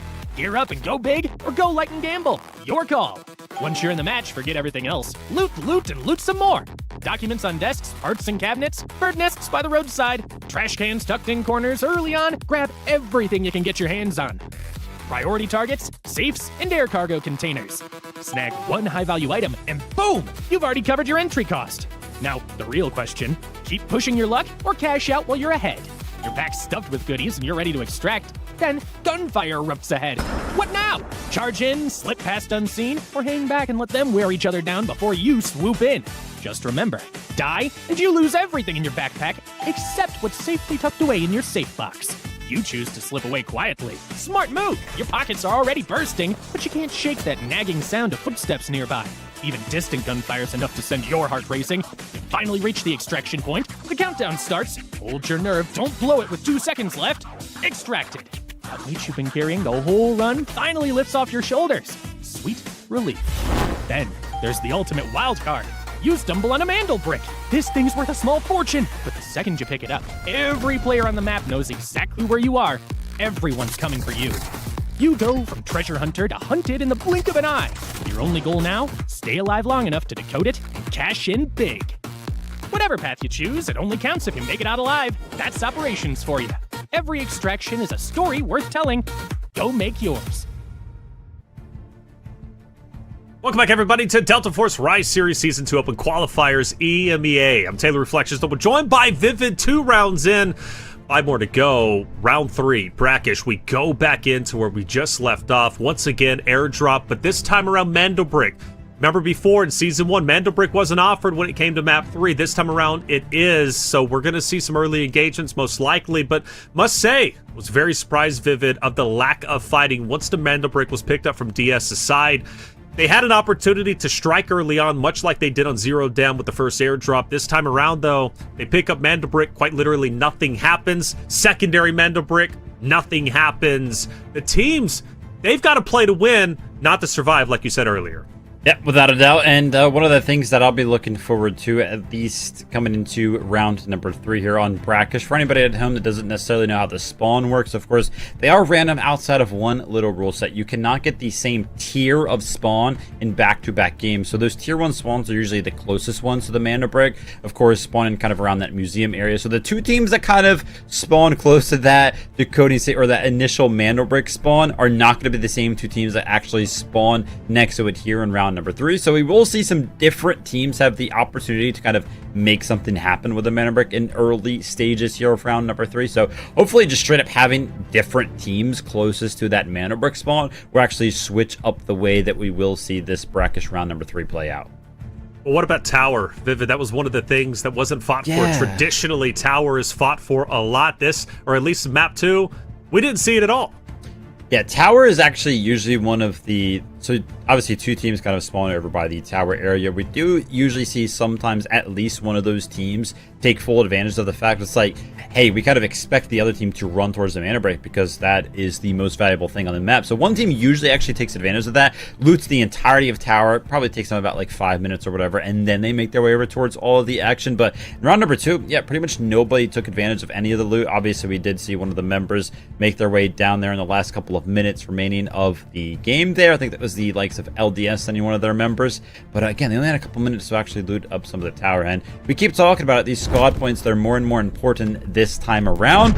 Loot can, of course, help you build up those squad points. So I was very, very surprised to see not at least a little bit more of a priority over that Tower area. Yeah, definitely so. But this time around, I think teams should be taking note of it. Taking note of the fact that, well, the mana brick, teams are picking it up, but they're not necessarily committing for the decoding of it. Therefore, maybe looting up is the best strategy, especially early on. If a mana brick decoding does happen, okay, then we can readjust. We understand it's probably going to be touched a couple of times. It gives us an opportunity to get in there, maybe third party.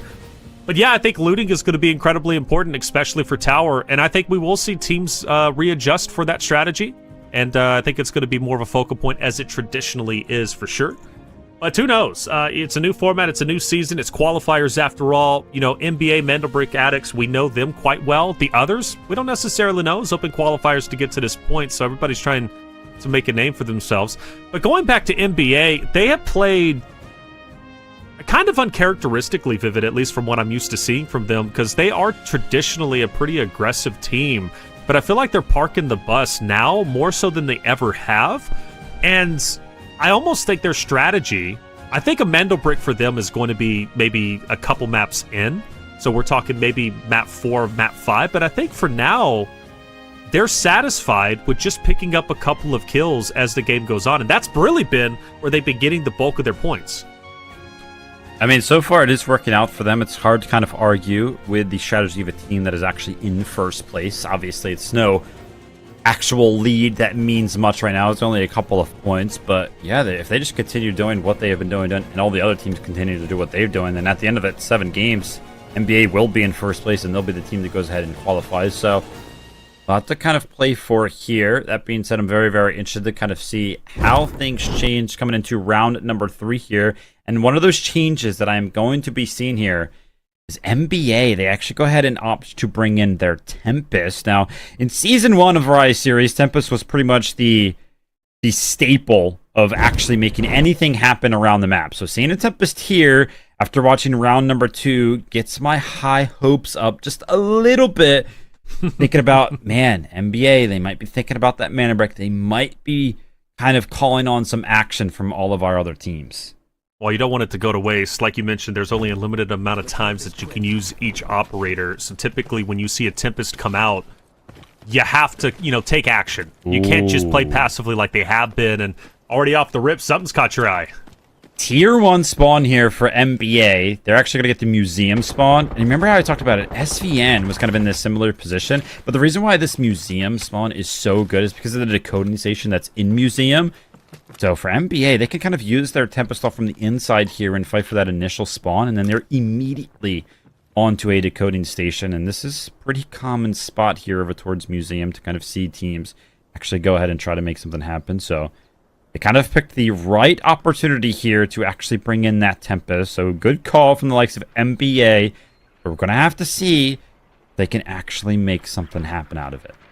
That's true. And if there's any team that I would expect to make something happen from it, it would be NBA. And having the tier 1 spot is going to be big from them.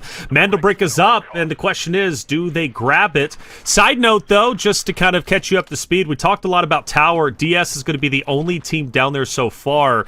So going back to the conversation we had before heading into this round 3 on Brakkesh was, would anybody take advantage of the Tower spawn, understanding that the Mandelbrick isn't necessarily fought for as hard as it should be?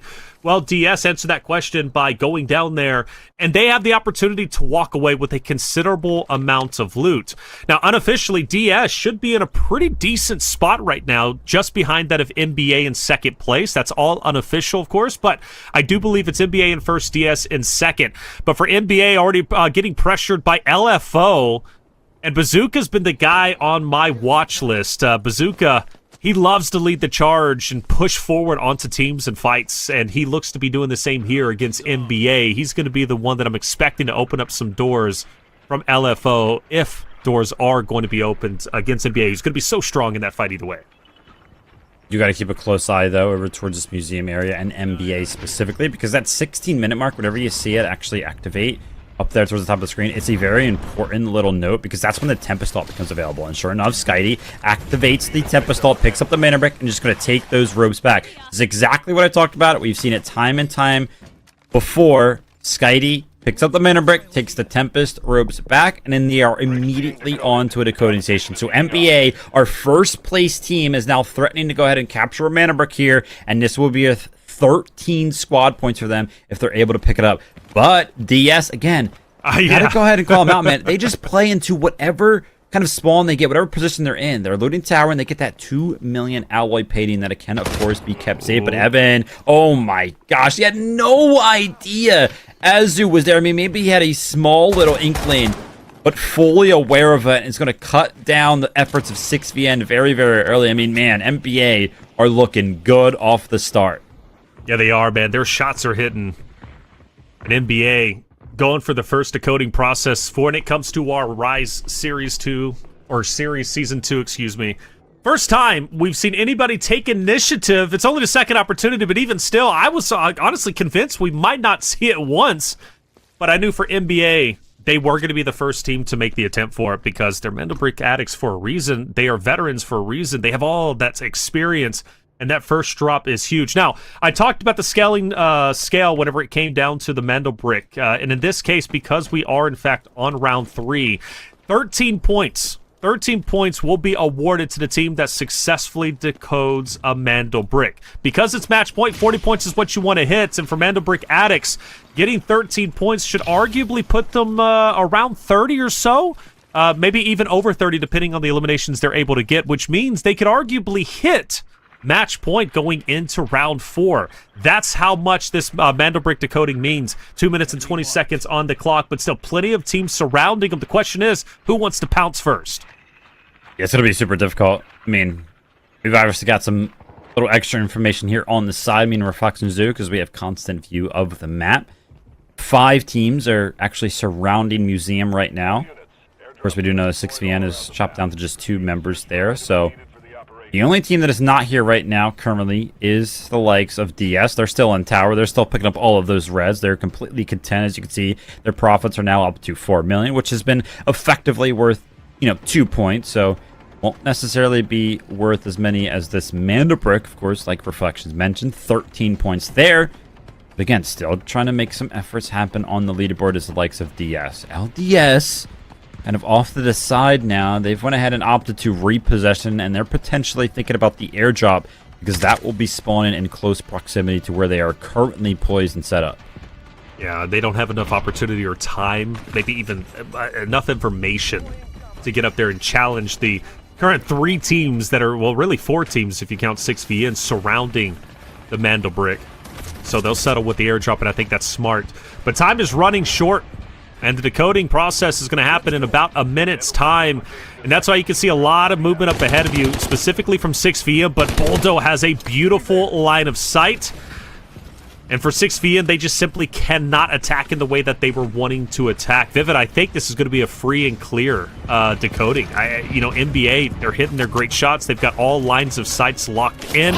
They set up a perfect plan. They got it quick enough to the point where teams weren't necessarily ready to fight at the decoding station. But if they're ever going to make an attempt, it's going to be a static from LFO, and he's going for it. That being said, though, NBA, they still have a lot of utility to kind of utilize to thwart these attacks because they really haven't had to use any so far. Kind of just been standing on the decoding station, so Evan and those triple blasters are going to go ahead and slow down LFO for just a little bit. And now the smokes are going to do the exact same, and with only 10 seconds remaining, NBA, the utility has been kind of thrown out. Go ahead and just stop all of these teams. I think that was Skydie getting aggressive on the back foot of the Tempestal being available once more. He's trying to run down some of the teams, but he has done enough. He doesn't need the kills as NBA go ahead and extract the Mandabrick, and they're going to get 13 points. That's big for them. I mean, quite literally, basically not challenged. 6VN gave a chance when they were going up the stairwell, but instantly beamed down. Because of that, 6VN pumps the brakes in a big way. You do have LFO that makes a last-second attempt, but you can tell from the line of sight, like Vivid, they didn't even want to even make an attempt. They wanted to at least get an early knock. NBA's not going to be over-aggressive. They're not going to overexpose themselves. And LFO, because they didn't get that opportunity, they just didn't feel confident to move up. But the fights will continue, Vivid, and for 6VN, they are fighting back. And I mentioned Bazooka earlier. Well, Bazooka's been dropped. Yeah, we got to keep a close eye on how many kills NBA is able to actually go ahead and pick up, because after picked up 13 points from that mana break at 40-point threshold to activate match point for them will start to be things that we need to think about. LFO, though, chopped down to just a single member, and amongst all of the chaos, actually. DS, they left Tower. I think they were making their way over towards Museum, and I think it was Team Rain kind of waiting in the wings, kind of had a little bit of a trap set. So unfortunately, Team DS, they were eliminated amongst all of the things happening around the museum area. But a full reset now, none of our teams kind of moving, none of them willing to make a single bit of noise.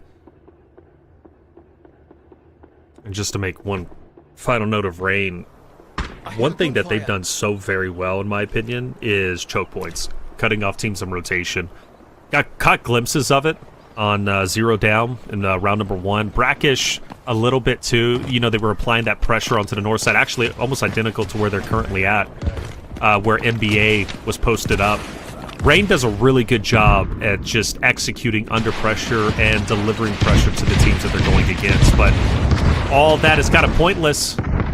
If you don't surpass 40 points, NBA have such a big lead now. That Mando Brick was big for them.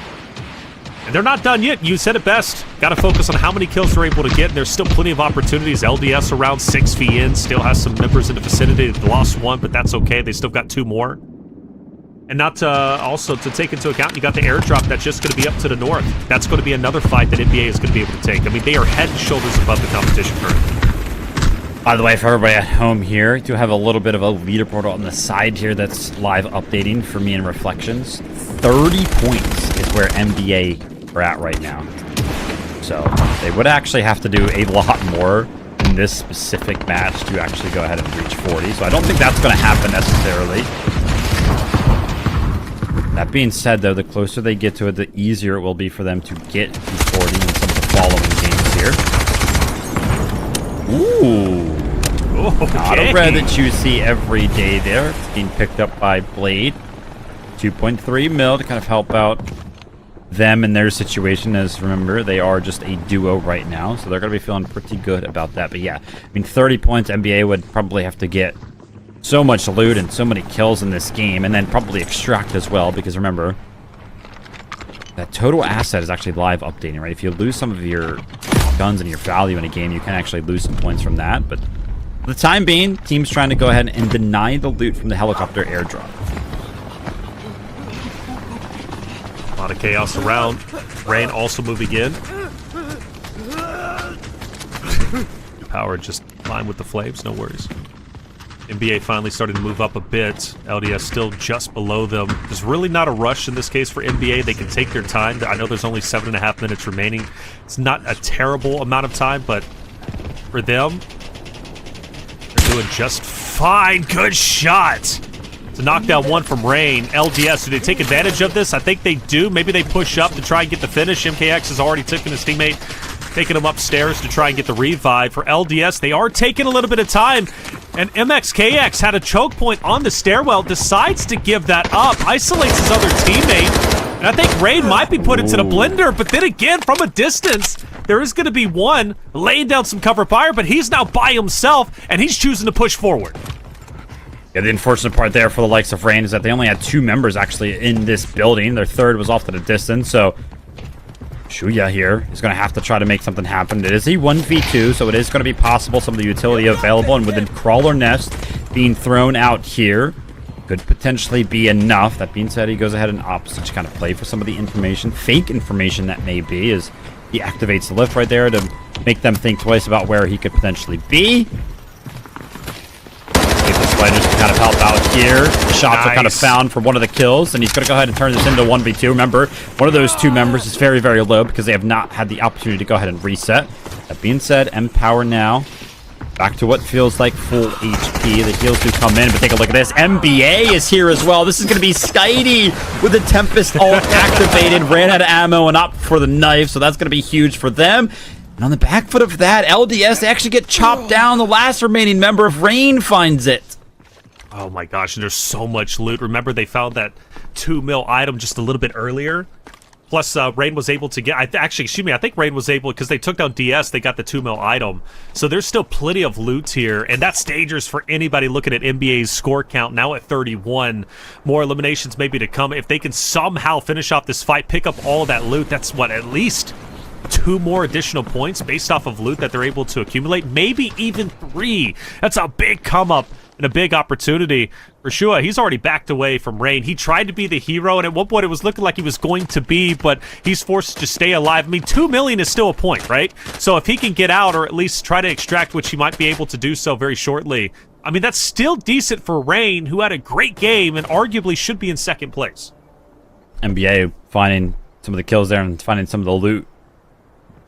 They're now up to 33 points, so they are obviously close to the museum area, which is going to have those switches, but unfortunately for them, SVN have actually taken advantage of the fact that they know NBA left, so they've gone ahead and snuck into the museum. So they will have a lot of control over the map. Again, the reason why I mentioned that, Brakkesh do have a couple of conditionals, backpack kind of being one of the very, very common ones to be used, but of course the switch is being required to be pulled for you and your fellow teammates to actually make it out alive as a full squad. Those switches are going to mean a lot in the museum area. There's Solo over here. Yes, still trying to kind of make something happen, see if he can eventually get one more pick on the NBA. This is way out, but I personally would probably, if I was on Team Rain, probably be telling Shuya to potentially go towards backpack, but again, it's hard to argue against playing for the kills because they're just worth so many. Shua fight from a distance, shut down, and therefore the hopes and dreams of Rain getting away with more of this game. Ball to the wayside. Still not a bad game for them, but all eyes on NBA as they have had quite literally a flawless round number 3. Brakkesh, round 2 was disappointing.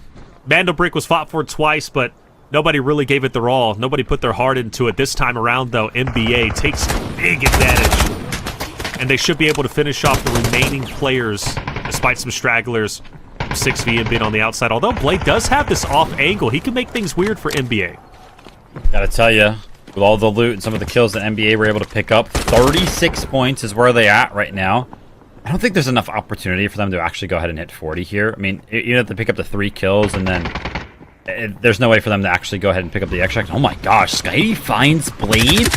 Remember, 6VN, we're kind of waiting in the wings to make something happen, and again, 6VN, they're just kind of waiting for NBA to run in their crosshairs, and NBA are not caught off guard enough to go ahead and have them wiped out. So with those 2 kills, they're at 38 points now. I'm trying to go ahead and give everybody at home the live updated leaderboard.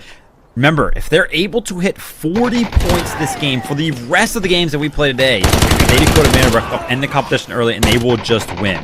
But I don't think they'll be able to get to 40. I mean, even if they find this kill they would then have to have all three of their members kind of extract with all the loot that they have to kind of maintain those points they were able to pick up through loot. And with only 2 minutes and 30 seconds remaining, they can't pull a switch, and they can send one out from backpack and kind of load him up with some of the loot, but barely were NBA actually stopped from getting towards that match point. Yeah, but just comes to show how well they're dominating this lobby. Slow and steady wins the race. That was their game plan maps round 1 and round 2. Round 3, though, they came into full form. You mentioned a Tempest. We knew we were going to see something special in that case, and you cannot deny Skydie and how instrumental he has been in NBA's success playing the Tempest in round 3 on Brakkesh. I mean, beautifully done. It was the main reason why they were able to get the Mando brick extracted, get it decoded. It was another reason why they were able to take fights confidently against Rain just a little bit earlier.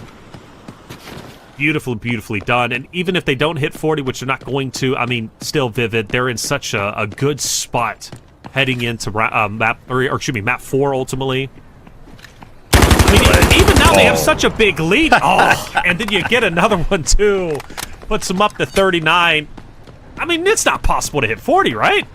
No, I think it'll be impossible. The problem is again, remember, so you get 2 points, or you get 1 point for every 2 mil in total stash value you have, but because they will have members here actually fail to extract, their total stash value will drop in value, because again, they brought in like this purple armor that you're seeing, or their weapons, right? And they had to purchase them, so it's currently calculating that into the equation as well. So once they actually fail to extract here and lose some of these pieces of armor and some of these weapons, I'm expecting them to drop either a point or 2 here. So yeah, it would be very hard for them to actually pick up an additional point here with just 40 seconds remaining. If there was like 3 minutes left, 4 minutes left, and they could pull an extract right now, I would be like, yeah, they would hit 40 points, probably, no doubt. But man, the rest of the competition barely scraping by. I mean, how much pressure would actually be added onto these teams going into the next game if they were able to pick up match point very early on? I mean, even the fact that we can almost guarantee that they'll hit 40 points next game unless something terrible happens to them in their strategy. But yeah, I mean, an incredible performance. Obviously, we are taking a look at the leaderboard on the left side. 39 points for NBA. Second place has 14. I mean, there is a giant gap on the leaderboard right now. Yeah, massive. This is quite devastating for everybody else out there. NBA will drop off a couple points down to 38, maybe 37. But in terms of the competition goes, like everybody else, it should be a massive wake-up call. Now, the good news is that was only round 3. We still have 4 more to go. There still is time, arguably, to come back. But NBA has got a big target on their back. But they had it going into the games, and they seemingly do not care about it whatsoever. They're playing head and shoulders above. But Vivid, I said it, man, when it comes to a qualifier, NBA is doing exactly what they need to do. They need to dominate their competition to make a fun narrative heading in to the main season. I mean, yeah, just playing so well. And obviously, they came into the competition today. I think everybody at home probably agrees. We agree up here on the desk that NBA were without a doubt the favorites. And the fact that we're kind of seeing that, I love that. I love when the favorites kind of show up and they just stomp the competition. For me, it's so fun because it's like, yeah, we expect these guys to do well, and they're playing well on the day that it is required for them. So much pressure qualifying to the regular season. NBA, they don't seem affected at all. Well, Brakkesh, we might see it again, but we know for a fact we're getting Space City next. It's going to be round 4 coming your way after the break. Looking got it.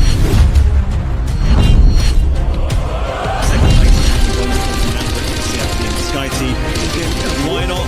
White hole team. Same exact route. And Luna landed some of the utility. They're going to be able to push knock and land some of the first shots there. He picks up the second one immediately. And on the back foot of that, landing at the coding station, he wants to do just that.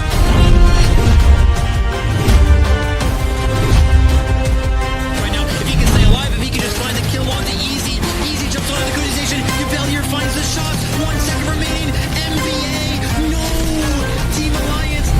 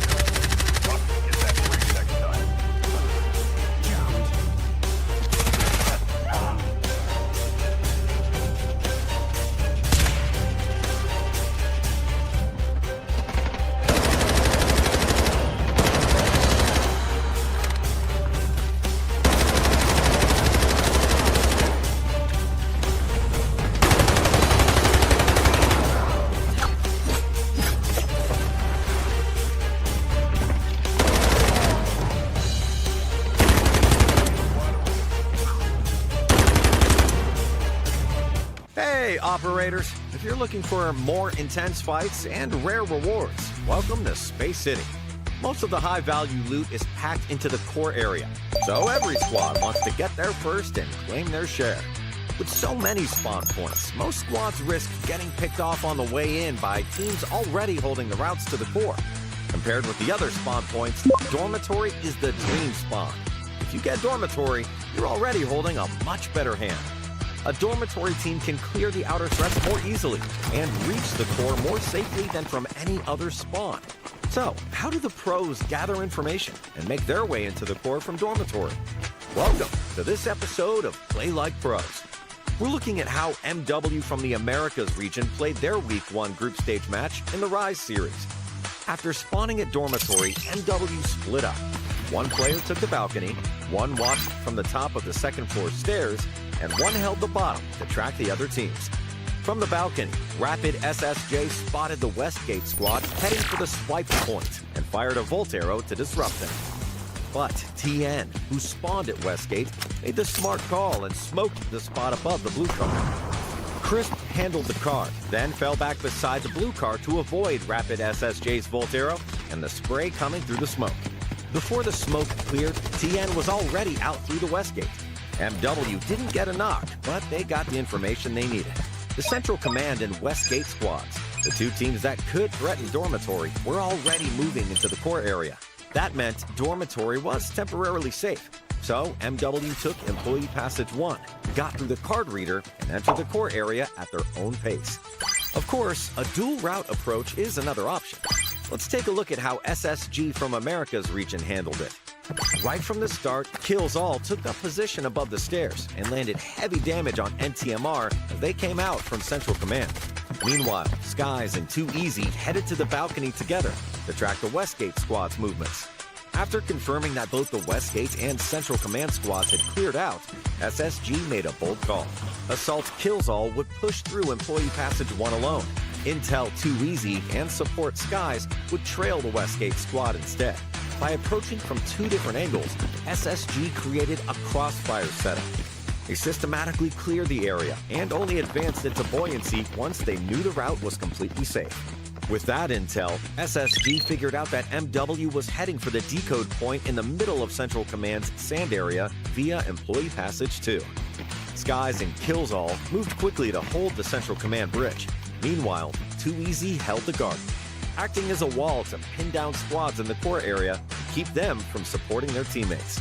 With both guns working in sync, SSG ripped the Mandel brick straight out of MW's hands and locked in the win. Looking at these pro teams, we can see that Dormitory spawns tend to favor the same 3 hold points. The balcony gives you a clear view of the entire Westgate and lets you track every squad moving through it. From the top of the second floor stairs, you can watch the teams crossing Central Command Bridge and entering Employee Passage 2. From the bottom of the first floor stairs, you can watch the Westgate and catch any squad trying to push up the left side stairs. That's it for this episode of Play Like Pros. We hope you operators have a great haul in Space City. Welcome back, everyone, to Delta Force Rise Series Season 2 Open Qualifiers EMEA. Update, Mandelbrick Addicts, they're looking great. They're currently in first place, nearly, 2-3 points away from reaching match point, therefore being eligible to close this out. All they would need is to reach match point and then get the Mandelbrick. So, theoretically, our tournament can end over the next 2 maps, but we are guaranteed at least one more for sure, given there were at least 2 more, because like I said, NBA, they need a couple of points. Now, Vivid, for the others, though, like Rain, for example, currently in second place, and anybody else below them, they've got a lot of work to do to catch up. Well, here's the thing that's kind of cool about how all this is played out. Again, we just saw NBA have an absolute incredible rise up the leaderboard, right? I mean, they probably picked up 20, 25 points that game alone. It was absolutely incredible. Any other team could do the exact same to kind of keep them in contention. We're going to go ahead and take a look at the leaderboard here. Mandelbrick Addictions, of course, we kind of talked about it. 38 points were secured for them. A bunch of them being the kill points, and then, of course, being helped out by them decoding that Mandelbrick. Man, 38-14 is insanity to say the least, brother. Yeah, it's going to be quite a bit for Rain, Darkside, and anybody else to kind of catch up in this case. And like you pointed out, rightly so, Mandelbrick points getting 13. That's big. It's going to be, what, I think 14 now going into round number 4. It only scales up as the tournament continues on, which gives an opportunity to come back, and come back is going to be needed for Rain, Darkside, and the rest of the others. Not going to be easy by any means. Even in terms of eliminations, dwarfing everyone with 14 to the 8 of Rain on down. EMEA looking like the veterans that they are, looking like the team we expected them to be. But I'm still holding out for DS. I think DS has been playing quite well. They got wiped out map number 3.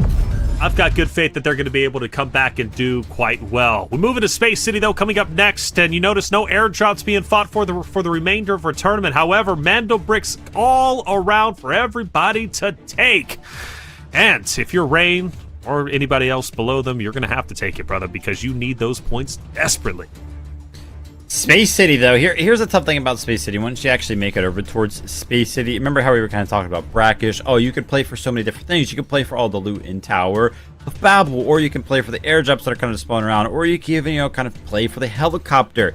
Space City really struggles to find any value for a lot of these teams inside of the competitive side of things, outside of the mana brick. So I feel like everything should now be centered around the mana brick for a majority of the teams. Of course, there are still, a couple of saves here and there in the center of the map, but yeah, Space City, when it comes down to these mana brick rounds, it really does feel like it just should be all in for the mana bricks here on throughout, especially when it comes down to Space City. The spawns are going to play a big part on Space City as well, as it always has in the past. So we'll have to see who's able to go ahead and pick up some of those tier 1 spawns and make it over towards that mana brick spawn initially.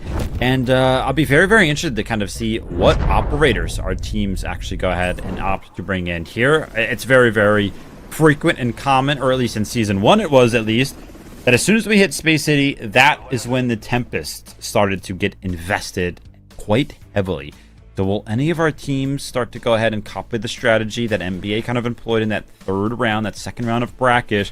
They brought in the Tempest, potentially catching some of the teams off guard, which kind of allowed them to have so much control for the rest of the game. If I'm Rain or DS, yeah, Tempest is imperative here. I mean, you're thinking 14 points for getting the decoding process. For Rain, that could put them right back into the driving seat. They're still going to be behind NBA naturally, but it at least creates a conversation that maybe they can catch up to Mando Brick addicts. Because even with NBA, let's say, for example, they do not get another Mando Brick, we go all 7 maps, like, arguably, they could have such a tremendous point lead that nobody's going to be able to catch up, even with the 20-point Mando Brick bonus going into map number 7. But you're right, for the Tempest, I think it's now or never. This is the time to bring it out. After all, you don't get a consolation prize, right, for 2nd and 3rd. It's all about first place. That's how you qualify to the next stage. And NBA have such a big lead that now it's do or die every single map as far as I'm concerned. Tempest is an absolute necessity. But if you're NBA, though, Vivid, I think you save the Tempest. This is not the time to use it. You just get your remaining points, you hold off, bring out the Tempest maybe at map 5. Yeah, for NBA here, I don't want to see them go crazy. I don't want to see them invest too heavily into this one, right? I just want to see them play around getting what feels like, 5 points. Just go ahead and cross that 40-point threshold. Make sure that even if you do fail to extract, that you still maintain all 40 of those points, because the thing is that, yeah, if these teams cross that 40-point threshold and then decode a mana brick, they will end the competition. But they cannot do so in the same exact game. So let's say NBA, they were able to go ahead and pick up, 2 points to cross that 40-point threshold and then also decode a mana brick this game. They do not win. They don't automatically end the competition. You have to be on 40 points going into the game. And Skydee with a little bit of a lineup. I don't know if I've seen that one before. I think that was going over towards employee pasture to potentially halt that team that kind of spawns over there. So a little bit of a cool one from the likes of NBA, but this is a very freaking strategy as well. You can see DS kind of throwing some of their utility over towards Westgate. Those are actually going to be failed shock darts that did not land, but it's Rain. This is kind of like a fake out.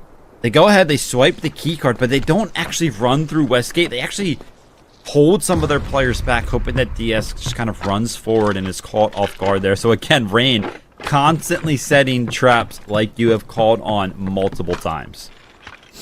Smart indeed. Rain, big fan of... I wish there were 2 spots available to move on to the next stage. I really do. You know, naturally, the best one's going to move forward. And in this case, it might be NBA. They're head and shoulders above everybody else. But Rain would be such an exciting talking point at the highest level just to see the traps that they set. I don't view them... Even now, I don't view them as like a top-level team, and I think because they kind of struggle on taking the initiative when it comes to Mando bricks or maybe fights, but I do view them as a very strategically sound roster that could make things exciting for sure. And speaking of exciting, 6v Mando brick in hand, Azu's on the move, took a little bit of damage, but stays alive. That's what matters in the end. Quite a crazy operator to send down there as well. I mean, if you take a look at their comp, they didn't really have a good option there, but... I mean, sending a Shepherd or even like a Nox in that scenario, both are very, very tough to actually make it past. But unfortunately for them, NBA are actually waiting on this decoding station. 6VN would love to kind of make their way over towards this black chamber decoding station, but because NBA is already here, 6VN are going to be forced to go ahead and play a little bit passive. But Spenny's looking for the angle, and the angle indeed he finds it. That's going to be Blade Knock. And now NBA, your team in first place, are on the hunt for 6VN and the Mando brick. Scary stuff indeed. Again, just getting the point lead. Look, if you can get this decoding, you go walk away with 14 additional points. You're what, 50 plus to 15? Come on, there's no way you're not qualifying. NBA looking solid so far, but kill feed starting to light up, and LFO is putting in work. LFO trying to make something happen here. I think they have a Tempest of their own that they were trying to kind of find some kills with. Got to be very, very careful, though, because you can see it on the left side of your screen, NBA. Now just 2 members, so they got to go ahead and reset here. It looks like Skydee is going to go ahead and pick up Evan off in the distance there, so they're going to be fine and dandy. Nothing to kind of worry about. You can see their total score on the left side. They have hit 40 points. But they're not guaranteed to be on 40 points when this game does end, because if they kind of fail to extract right now, if they all go down, then they'll lose the value of all of the weapons and the armor that they kind of brought in. So they'll probably lose like a point again like they did in the last game. So I need to see NBA at least pick up 1 or 2 more points, and then I'll feel pretty confident about mentioning that they'll probably be on match point going into the next game. Yep. We'll have to see what they play for.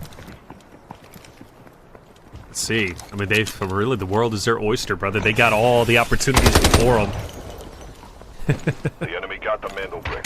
The shots won't amount to much. Yeah, so speaking Tempest, though, yeah, it was LFO and LDS. They both respectively got a Tempest, which arguably means they should be pretty aggressive here. You know, that's what makes it exciting, looking at LFO taking these fights to 6VN, who initially got the Mando brick, but NBA, Mando brick in hand, they picked it up, they're on the move, and this is a team that doesn't like to slow down, and they're not going to slow down. Already starting the decoding process.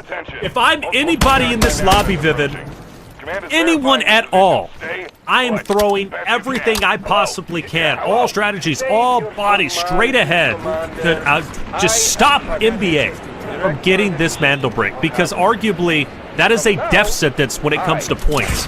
When you're talking about just 7 maps played, NBA is going to have such a big lead that it might be impossible to catch up to them. So if I'm LFO or any of the other rosters, this is the time to strike. Do it smartly, but you have to take this opportunity. You cannot allow NBA to get this Mando brick. Yeah, for NBA, obviously, it's about securing the points for them. But when you think about it, decoding this Mando brick is also about denying these Mando brick points from any other team, right? They want to keep these teams as low in the points as they possibly can to, you know, obviously, listen, guys, match point format, if they hit 40 points and then they code a Mando brick, they'll end the competition early. But that's not the only way to win. If at the end of the 7 games and nobody actually goes ahead and activates the match point format and then wins via the match point format, whoever's at the top of the leaderboard will win as well. So NBA picking up as many points as they can is still very, very important here. And already, man, time flies whenever this Mando brick is placed, because we're already down to 2 minutes and 30 seconds, and it feels like to me they just placed it in 10 seconds ago. That's right. Time flies, brother, because we're getting old. That's just the way to... Actually, you're not even that old, I don't think. If I'm not mistaken, I 28. think you're pretty young. 28. 28, you come on. You got your whole life ahead of you. Me, I've got 1 foot in the grave. I'm 34, bro. It's over for me. I did an event recently, walking around, woke up in the morning, knees started hurting. I'm like, what's happening? Like, what are we doing here? Oof. But... hey, don't give me with the oof. Hey, don't do that. Hey, don't do it. It hurts. I need sympathy, man, not the oof. But did an event myself, not too long ago. My knees were fine. Right. So 28. Okay? 28. You're young, man. But either way, man, things are looking exciting for NBA, and you're right, time has flown by, now below 2 minutes, but teams are starting to converge on the location of the Mandelbrick. Now, one thing NBA did incredibly well, last map on Brakkesh, they held it down strong. Nobody was able to even get close to touching it for themselves. As soon as you would overexpose yourself in a stairway or through an alleyway or through a hallway, Skydie was there to gun you down, right? You can look at Boldo, Evan too. They all three, they've got the gunny. But you got to touch it. You've got to get there in 1 minute and 20 seconds. And LFO is diving in. Karma going for the touch themselves. And thankfully, we finally get a battle for the Mandelbrick for the first time.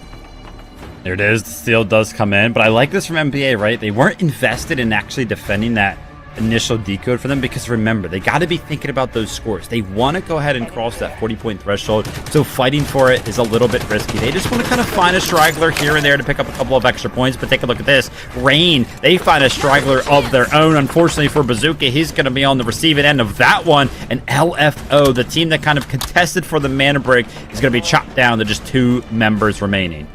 Well, the good news is they still have their Tempest alive, so maybe there is a chance for them to make some funky plays with the Tempest. After all, they did commit for it. This would be a big come-up for LFO. We're talking 14 points for decoding the Mandelbrick, and they need it. Currently at the bottom, you can see the scoreboard. They're at 7.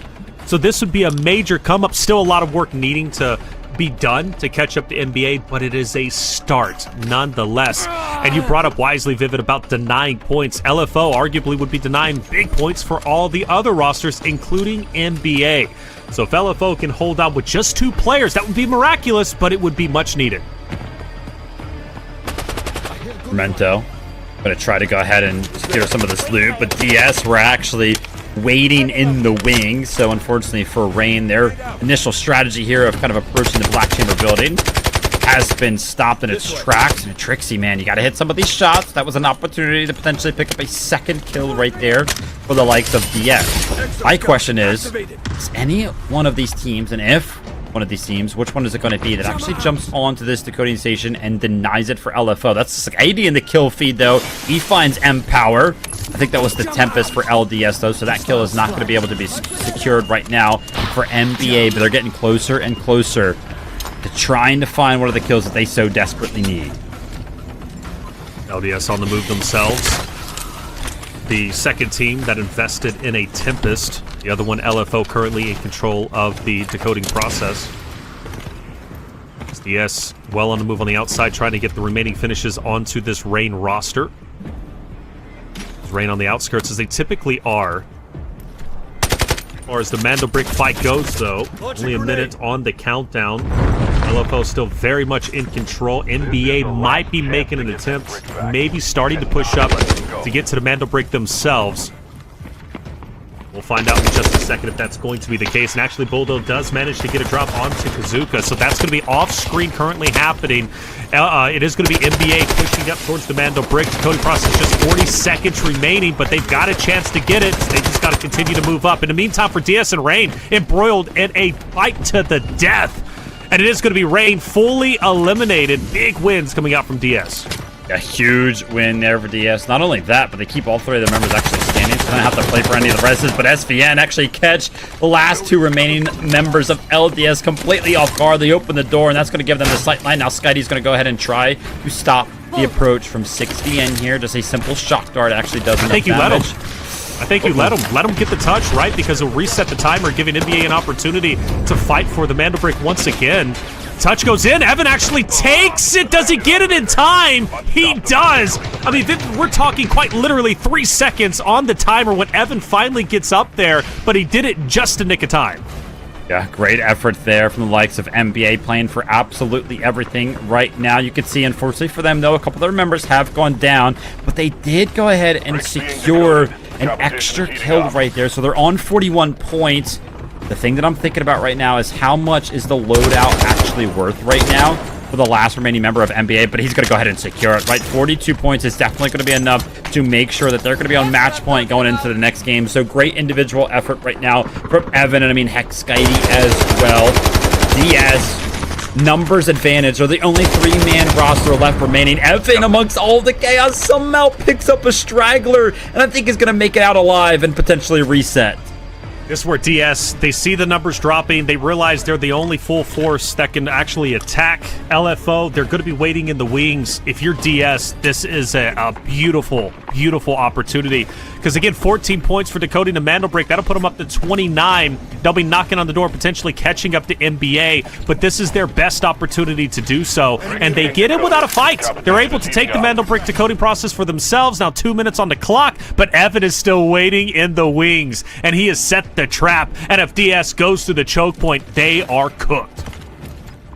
Love that play from Evan, right? Just kind of staring at one of the bodies. You know that these teams want to go ahead and loot all the bodies that are around because it's stash value. They got to be thinking about it. So great effort right there from Storm. He's got to be careful, though. Right, coming around here towards the garage area. LFO is kind of waiting. Oh, great usage of the Luna Dart right there to go ahead sniff out this play. Unfortunately for Karma, he is going to be finding shots from Storm right there. The headshots are going to land. Aesthetic now left to be a solo. This is going to be a 1v3 situation, but he finds one of the cheeky angles right there. Doesn't get the knock, but does enough damage to make them think twice, and that's going to give him enough time to go ahead and run out. But think about it. Where is Evan at? Is Evan still kind of posted up on that ladder angle up top? If he was, I think he would have been able to find Aesthetic right there. But I'm trying to look, and it looks like Evan left that angle. Fortunately for Aesthetic. Yeah, very fortunate indeed. Perfect scenario for DS. Out of nowhere, they come in. Once the smoke is settled, they realize we're 3 strong. Everybody else, they're running on fumes. And DS takes advantage to get the Mandel break for themselves. And, of course, they still need to fully decode it, but they almost look free and clear. But NBA still lurking about. Now 2 players up. Wow. And with NBA, with 2 players, they can still cause a lot of damage. And how did reses just happen on both teams, right? NBA, they got a res as well, but so does LFO. They're still in that garage, and somehow DS actually go ahead and let them get that res. Of course, it was the Stinger res, so it was, of course, going to be quite quick and hard to deny, but maybe DS is just kind of thinking about the mana brick and how important that is. Quick reminder to everybody at home, 14 points here is what this mana brick is going to be worth, and only 5 seconds remaining. DS have surely went ahead and secured this one. Their score is going to absolutely fly up, but for Evan, he was trying to make something happen here. But DS, they go ahead and not only chop down Evan, but they also find Skype. Oh, and we got a qualifier, ladies and gentlemen. It's no longer one-sided like we feared going into map 5. No, DS has put themselves in a great opportunity to potentially catch up to NBA and make the competition fun. They started off strong. Remember, go back to 0 down. First ones to get the airdrop. They could have arguably got the second. They didn't push for it, but they at least got away with a decent game number 1. And then you look at the previous games. Yeah, it fell a little bit flat, but they still stayed competitive. But this is by far the best round we have seen from DS yet. And for NBA, they were fighting hard, but you got to appreciate DS to move in and get the 2 knocks onto NBA to ultimately take over the Mandel break for themselves. They played it perfectly, and they could still walk away with maybe 37 total points, 38 total points, which would be massive for them. Yeah, if I'm NBA, I'm starting to sweat a little bit, and I'm questioning how much do we want to invest in the next round? Will be a question that does require answering. But before we get there, 3 minutes and 30 seconds left remaining. DS, they for sure want to go ahead and find these kills. Outside of that, I mean, the loot is going to be very, very hard for them to go ahead and secure, right? They're not going to be able to pull out any of these extracts that allow them to extract as a full team. They can still have access to that backpack extract, but they got to be very, very careful. I mean, Aesthetic is very, very close around the corner. Are they going to double swing this? It work out perfectly for them. Some of the utility is actually thrown to go ahead and push Aesthetic back. Some of the shots actually land through the smoke, and that's going to be enough to stall him out. He's going to be stuck on this angle right now. Can his teammate actually go ahead and employ some of the help here? No, it's going to be a 3v1 situation against Aesthetic, and Karma is going to think twice about trying to pull off the 1v3. Yeah, Karma, but he's going to have to try and fight because the pressure is too real. He falls. Question, why did Karma not initiate earlier? When Aesthetic was laying down bullets downrange, Karma arguably had a chance to pincer in LFO. You think Aesthetic still dies in that spot, but Karma could have at least got 2 down, maybe repositioned to go for the 3rd. Where was Karma at, and why didn't he initiate the fight earlier on? Something to think about going into some of the following games here, right? Team chemistry. I'm taking a look at the scoreboard there, right? 38 points for DS. They can only send one member out through the backpack extract, and of course their safe boxes are going to help as well. I mean, it would feel like an impossible task for them to find enough loot and stack one person up with enough like weaponry and loot to send out backpack extract and then fill up 3x3s to give them what would basically be 4 mil to go ahead and pick up 2 extra points, but then you also kind of have to counter the loot that you're going to lose as well. So I don't think DS is going to be able to hit 40 points like NBA did in this game. Bro, but if they did. Yeah, I mean, if they did. Oh my god. It's crazy. Like 2 kills is kind of the difference between a completely different conversation going into the next game. 100%. Absolutely. But even still, the conversation going into the next game is a fun one. I mean, super fun. I gotta admit, you know, with the lead that NBA had, I firmly thought we weren't going to have a competitive qualifiers. I really thought it was a wrap. I thought it was a GG. You can even hear in my commentary, I was setting up the narrative. NBA's already qualified. You know, no one's going to be able to catch up. Mathematically impossible. That was till DS pulls off a miraculous round number 4. They play it so very well. And now at 39 points, do they hit 40? Maybe, maybe not. But I mean, irregardless, though, DS has now made this super fun, very interesting.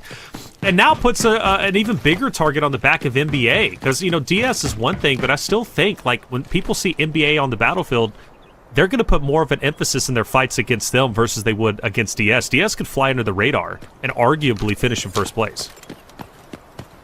Yeah, without a doubt. Trying to see and wait here if that threshold ever does actually encroach 40 points, but yeah, I think 39 is going to be the end. They're going to lose like a point or two here, probably be down to 38. Similar situation to what NBA was in just the last game. But yeah, great efforts from not only NBA but DS as well. This is going to get quite interesting going into this next game. But this is what I talked about, right? Again, we were kind of talking about it. How big of a lead NBA had? Was it possible for a team to come back? I mean, a team can have a very similar game what NBA did in round number 3, and instantly the leaderboard just shapes up so differently. So a great round 4, our first Space City of the day, the not disappoint. I talked about it on Space City. It really does feel like in competitive, the only thing to really play for is those mana bricks, and all of our teams kind of felt very, very similar. Yeah, you know, at least when we think about Season 2, it started off slow, like very painfully slow. However, it's picked up in a big way, and I think we're seeing more fights and more chaos compared to the Season 1, and who knows what the next map is going to bring. We head back into Space City, another fight for the Mandel Brick, but this time around, one team has already surpassed match point, which means they can win. If they get the next Mandel Brick, talking about NBA, they close this out. They're in first place. They move on to the next stage. We don't even see the remaining 2 maps. However, if DS can somehow, some way shut NBA down or even get a Mandel Brick for themselves, they'll be above 40 points. They'll also have an opportunity to close it out in the next map. For NBA, can they do it in 1? Or are we going to go all the way to 7? That's a question only the competitors can answer. Coming back, we head back into Space City. Don't go anywhere. Looking got it. He got it.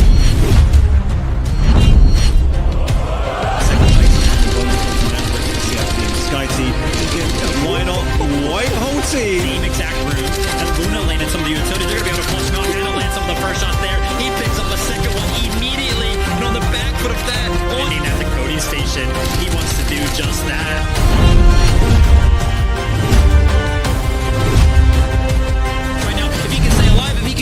Kill onto Easy. Easy jumps onto the coding station. Duvalier finds the shot. 1 second remaining. NBA. No. Team Alliance.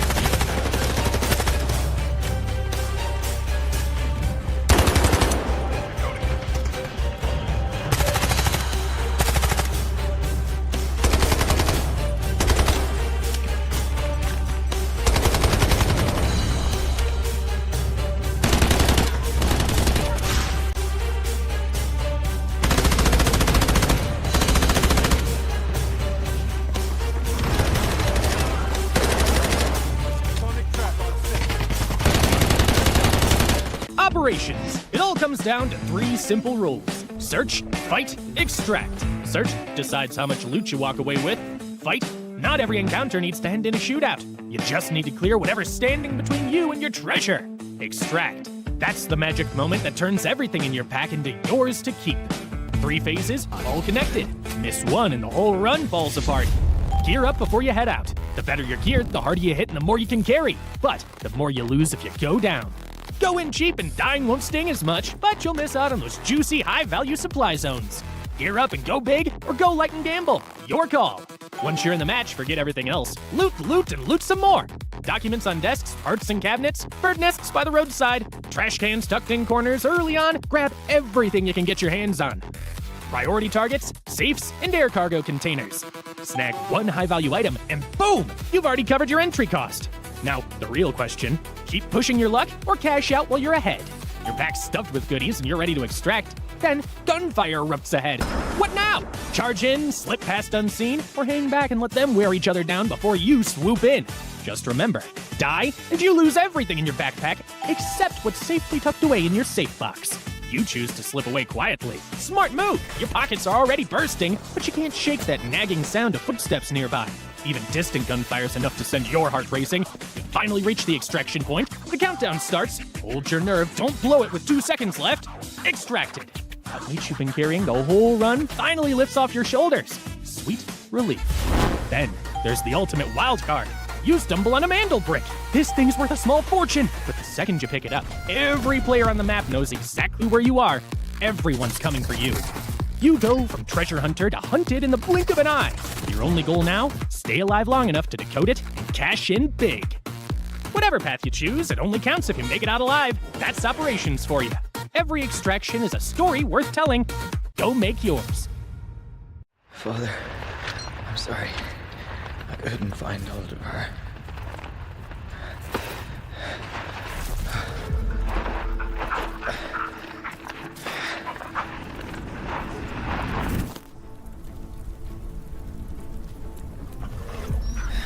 Clover, only because you saved me can we have this adventure. Come on, Clover. It's time to move. Rowan Walsh. Codename Rover. Class, Support. Rover was once an independent outdoor explorer, documenting his expeditions across some of the world's most extreme environments on social media. His experience in wilderness survival, terrain reconnaissance, and emergency rescue makes him a valuable asset in the field. As an operator, Rover used his outdoor expertise to provide support for his team. Alongside his military dog Clover, he assists with area searches, target tracking, threat detection, and route guidance.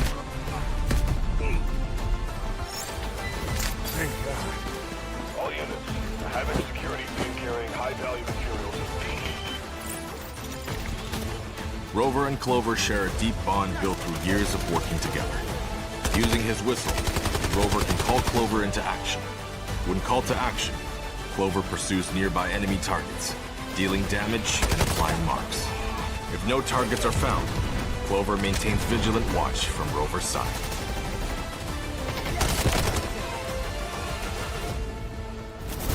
All right, girl. Where to next? Huh? Where are you taking me?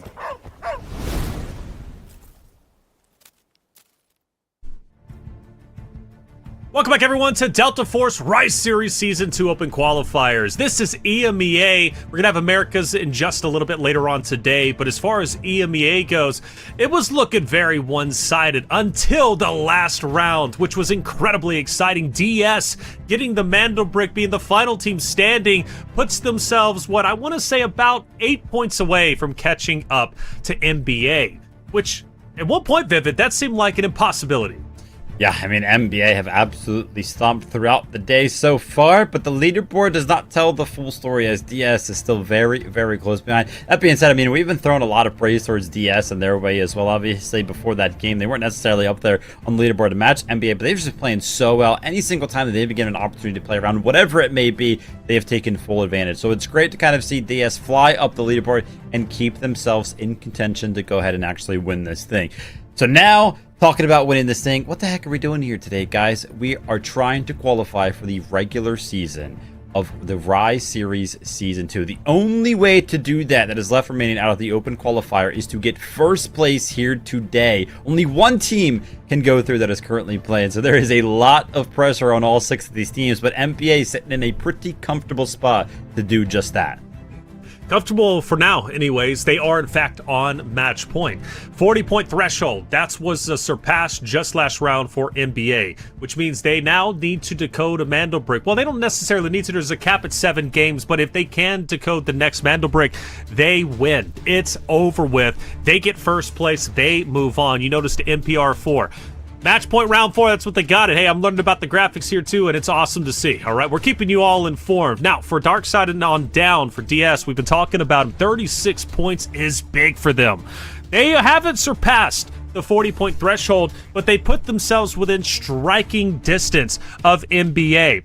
And coming up next, the Mando Brick is going to be worth 15 points. So DS can easily surpass EMEA and put themselves at match point, making round 6 a do or die for both EMEA as well as Darkside. But for the rest, Vivid, for Rain, 6v, I don't know. Is there an opportunity? You can make the argument for Rain, right? I mean, if they get the Mando Brick 15 points, put them above 30 plus the eliminations, we could be having the same conversation about DS versus EMEA, but also including Team Rain.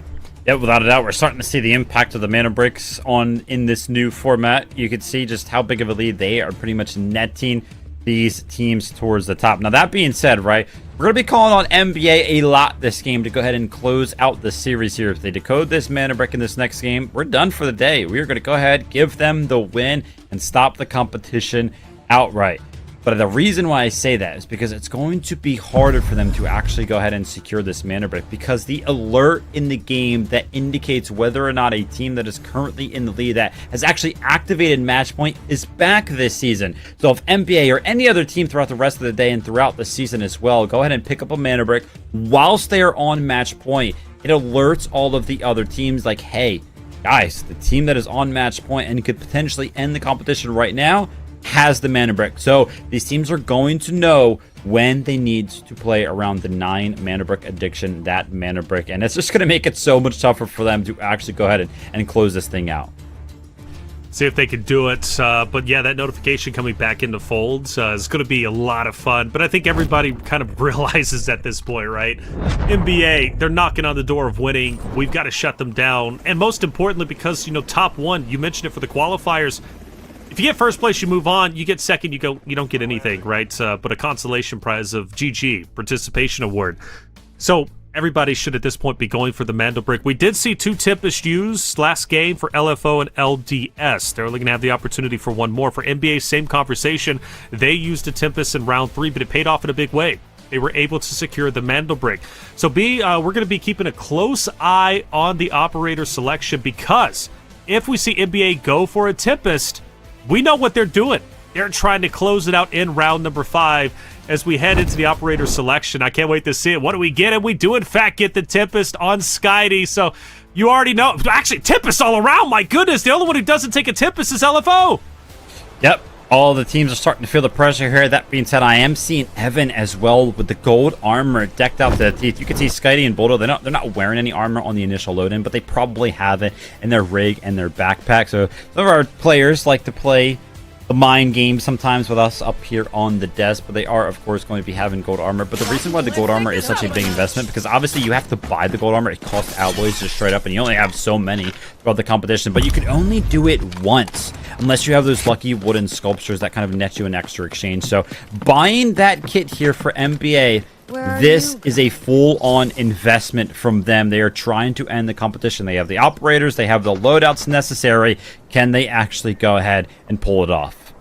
Well, they do have good spawn, and they're going to make their way to the Mando Brick already. Skydie's going to be leading the way with this Tempest. He should be the first one to get the touch. They will be met by 6VN and maybe DS if they can get across this bridge and get up there.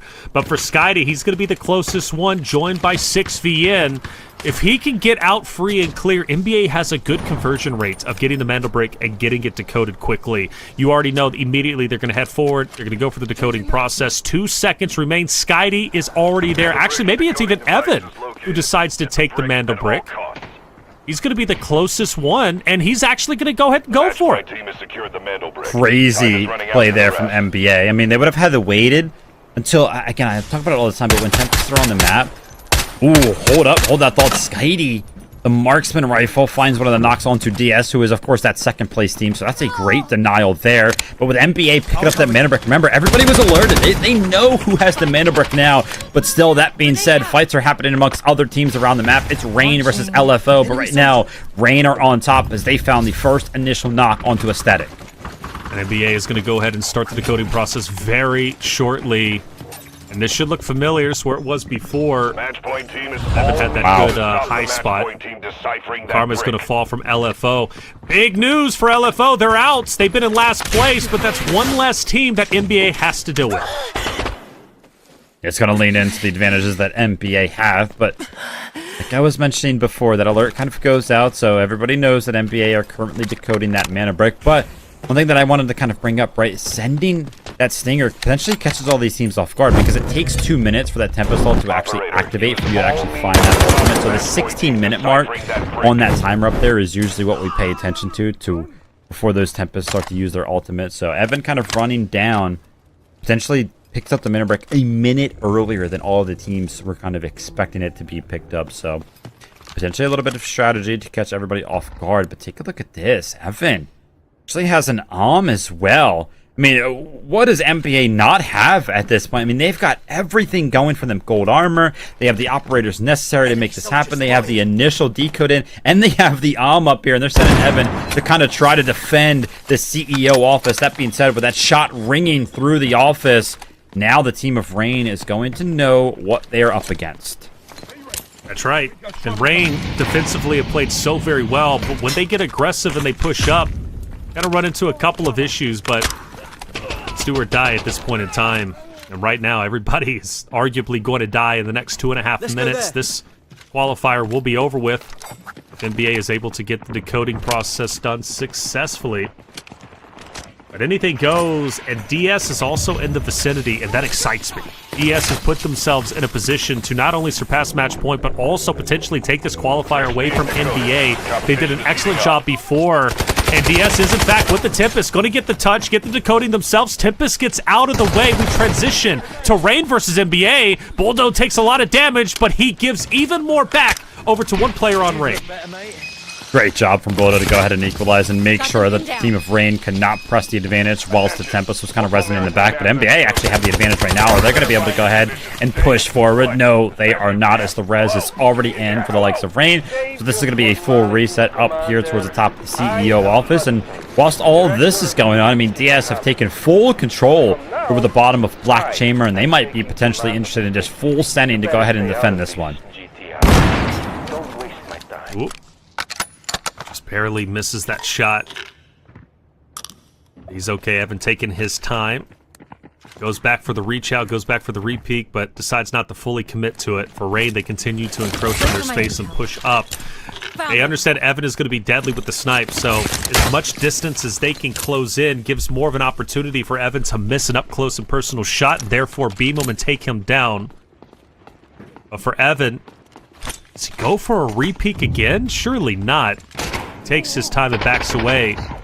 Secondary's going to be out, and shots are in. One's going to drop. Evan bit off more than he can chew as he falls to the wayside.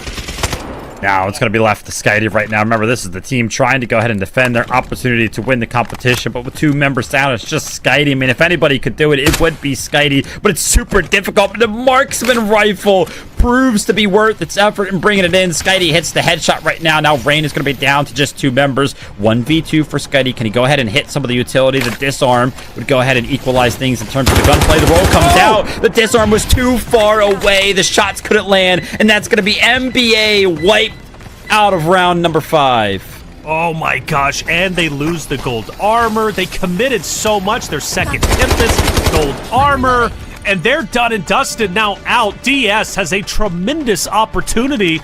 Not only are they decoding the Mandel Brick, which is going to be 15 additional points, but they're going to put themselves above match point. They're going to go into round 6 feeling more confident than they ever have, and the point lead over NBA quite literally could be 10, maybe 12 points. I mean, this is such a big move from the side of DS. And it's all because Rain decided to pressure up onto NBA, the heroes, arguably, of the lobby. Not necessarily guaranteed so far. A bunch of teams are going to start to go ahead and run at this mana brick. Or will they? Remember, they kind of have the information that this is a team that is not on match point. They know this is not NBA because they weren't kind of given that warning upon this decoding starting. But 30 seconds before DS pick up a ton of points here. What are some of the other teams going to do? As the clock starts to dwindle, the opportunity is going to run out for all these other teams. And it might just be absolute chaos here with 20 seconds left remaining. Yeah, you need Rain to push in. I mean, Rain, this is your opportunity. 15 points. You get up to, what, 39? Or 36? Or 37, I apologize. Like, dude, that would be huge for them. But time is running thin. And DS are on their way to getting to capture the full decode. And it looks as if they're going to be able to. Rain's on the outskirts, but not there in time. 6v in comes for the attack, but it's a moment too late. DS get the Mando brick. They'll get a couple of eliminations to kind of cap off, but now they're officially in first place out of nowhere to challenge NBA. Talk about a turning point in our qualifiers. Huge effort from DS right there. Obviously, he goes ahead and rockets him up into that first place spot, but it kind of denies the mana brick from all these other teams because you imagine if Rain were the team that actually picked up the mana brick, then they would be the ones that are on match point. So it was so important for DS right there to actually secure that mana brick because it just does so much for the leaderboard. But now Rain, remember, with 26 points, still a lot to kind of play for here. Fermento is probably going to throw this disarm into this little bit of a hallway over here. And as soon as the hit marker comes out, he's going to call in his teammate to just go ahead and swing the angle to kind of pick up this free kill. The shots do come out, but take a second to breathe here because one of the other teams has actually joined in on the fray. But no, actually DS Storm went ahead and went down, and LDS, just the two last remaining members, kind of creeping out on the outside. Yeah, they are creeping slowly. Not wanting to make single sounds as they set the trap. Well, what I think, at least in their minds, is a trap. On terrain, but Shuya's already looking at the doorway to the left. As they go for the pressure, they go for the push, but LDS managed to get her strike while the iron's hot. Empower drop Shuya. Full finish is going to be in. Hold up, are we getting a team wipe? Fermento tries his best, can't do it. And the 2v3 is successful. The sneak attempt pays off in a big way. And LDS are the last remaining members on the map with 9 minutes to loot. And they can kind of pull the switches that are going to be in centrifuge and test range to make sure that they get that standard extract actually pulled here, which means that their backpacks are going to probably be filled with some guns. And I mean, those two kills for LDS, I think they were on like 7 or 8 points coming into this round. The loot is going to be hard to find value. Oh my gosh, you're going to find the res as well. It's going to be 3 members that are going to be able to extract with an absolute bountiful amount of loot.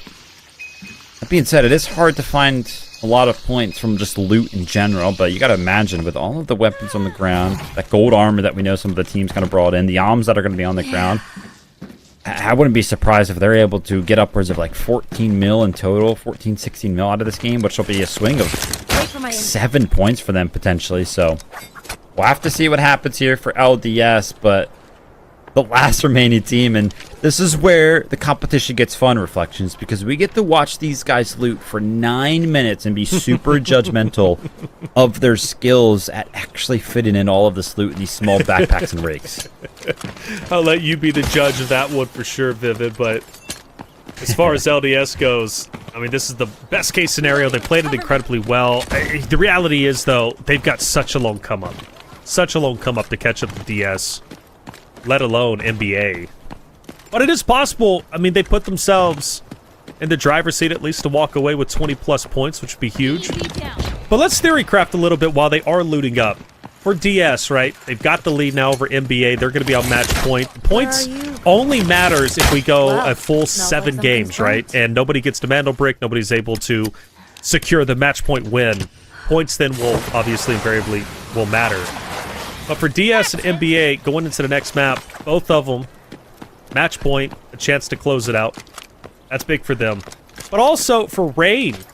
Rain is still an interesting one for me, and I don't think we're done telling their story just yet, because mathematically, it is still very possible, if no Mando Break or match point is reached, let's say that they do in fact go into round 7. They do get the Mandelbrick.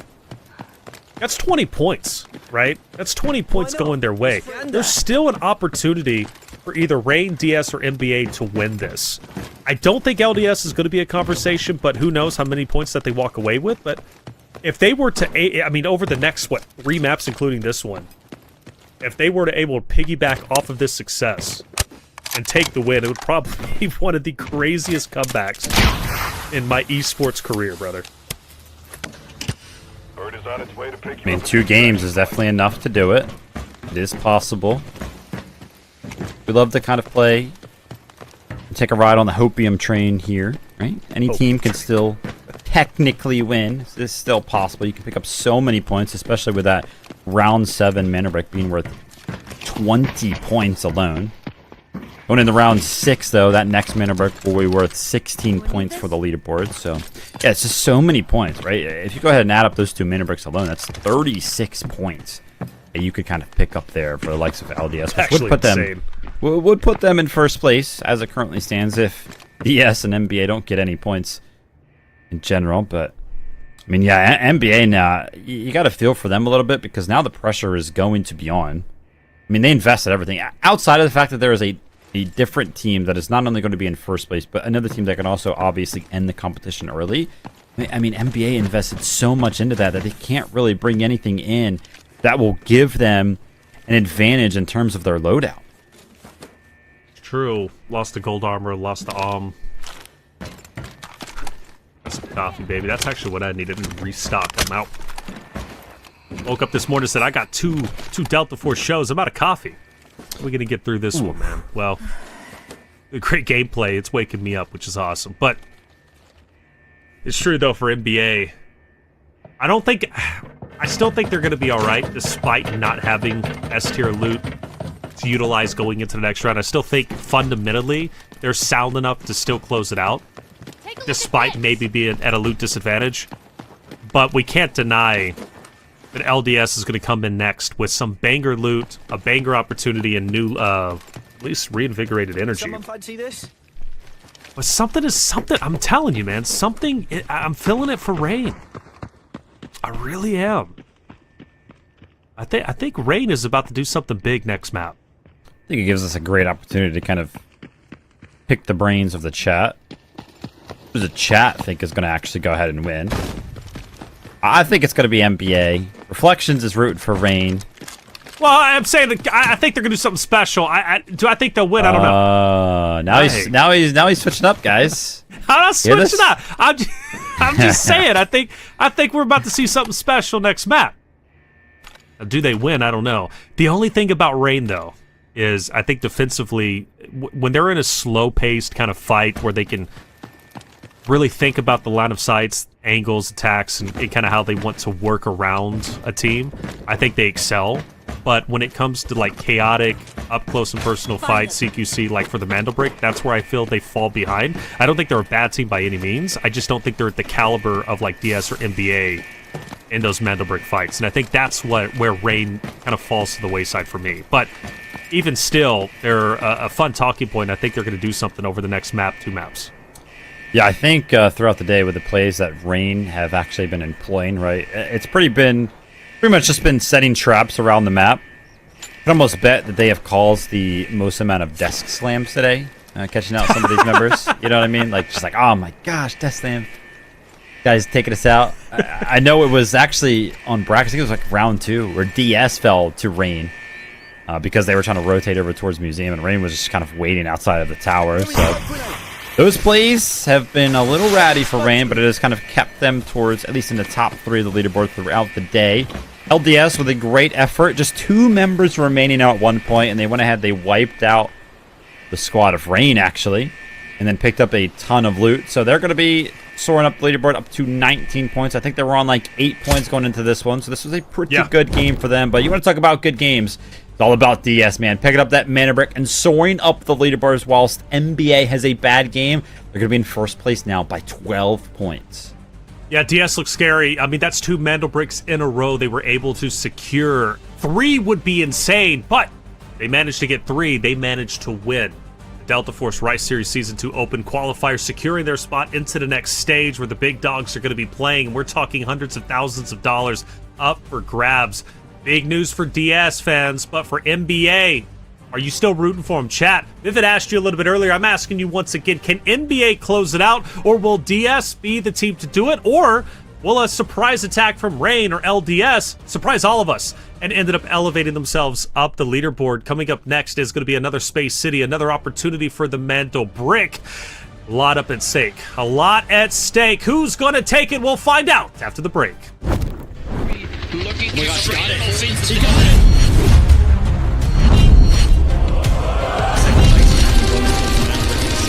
Sky T, why not wipe the whole team? Same exact route. And Luna landed some of the utility. They're going to be able to flush knock and land some of the first shots there. He picks up the second one immediately. And on the back foot of that, ending at the coding station, he wants to do just that.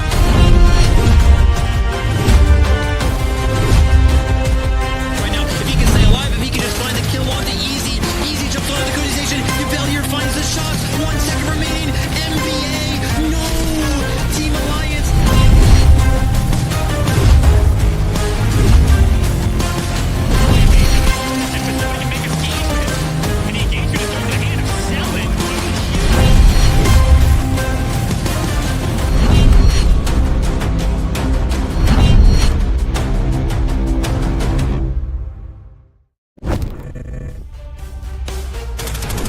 Operator, use all means to stop the match point.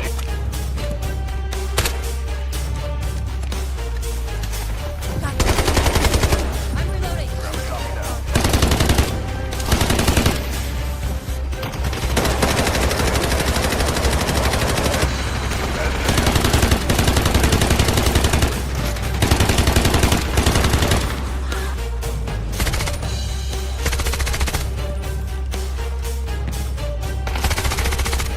Father, I'm sorry. I couldn't find hold of her.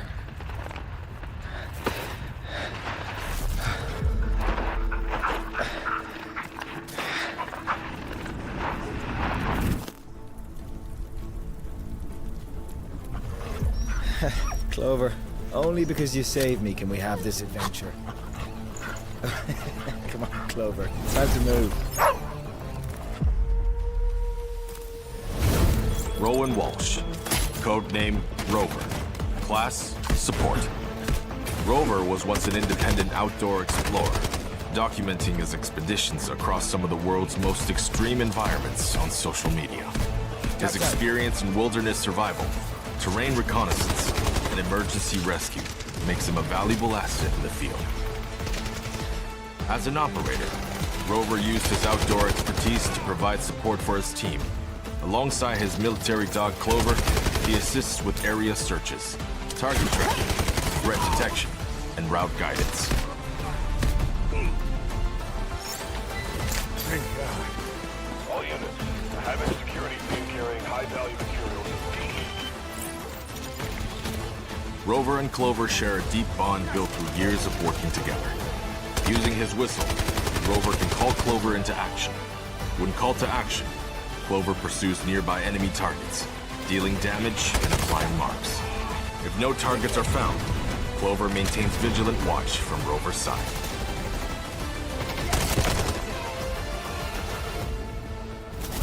All right, girl. Where to next? Huh? Where are you taking me?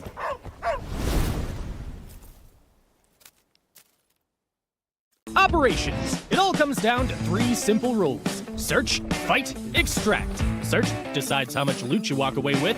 Fight, not every encounter needs to end in a shootout. You just need to clear whatever's standing between you and your treasure. Extract. That's the magic moment that turns everything in your pack into yours to keep. 3 phases, all connected. Miss one and the whole run falls apart. Gear up before you head out. The better you're geared, the harder you hit and the more you can carry. But the more you lose if you go down.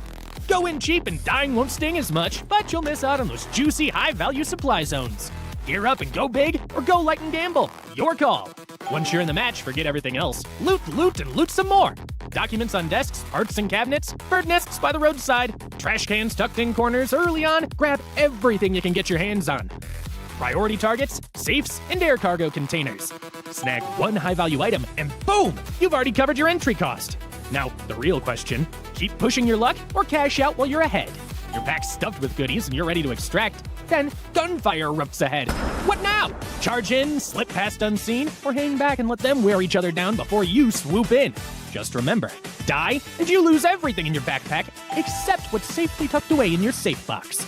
You choose to slip away quietly. Smart move! Your pockets are already bursting, but you can't shake that nagging sound of footsteps nearby.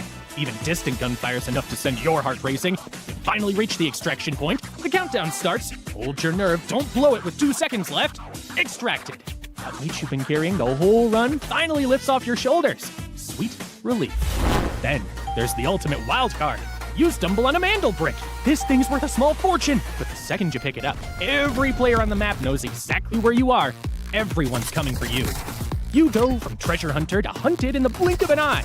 Your only goal now, stay alive long enough to decode it and cash in big.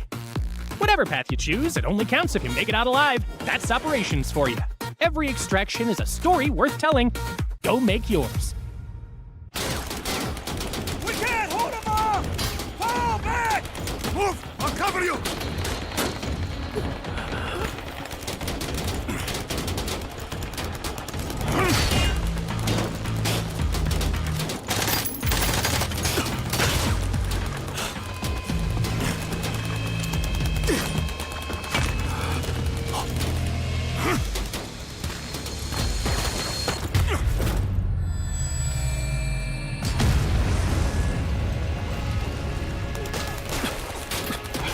I'll get you out of here.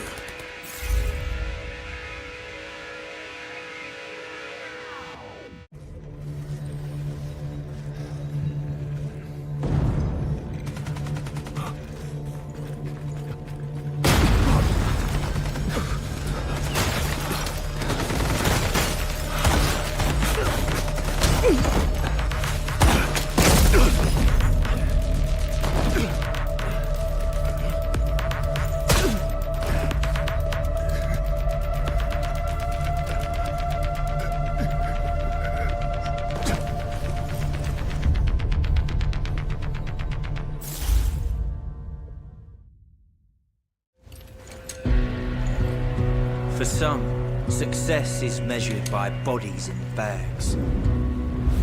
Maybe that suits them. But to me, it's measured in hearts that keep beating.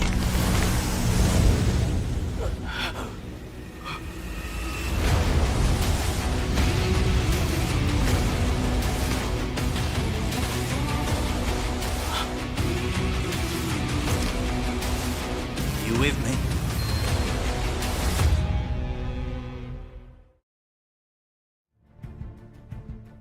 Welcome back, everybody, to Delta Force Rise Series Season 2 Open Qualifiers. It's all about EMEA, and at this point, it's all about two teams.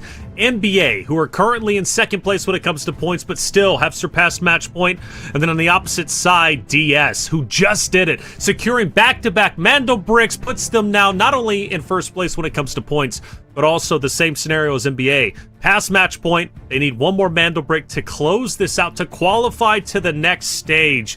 Those two teams we're going to be keeping our eyes out for. Vivid, it's coming down to the wire as we head in to game number 6.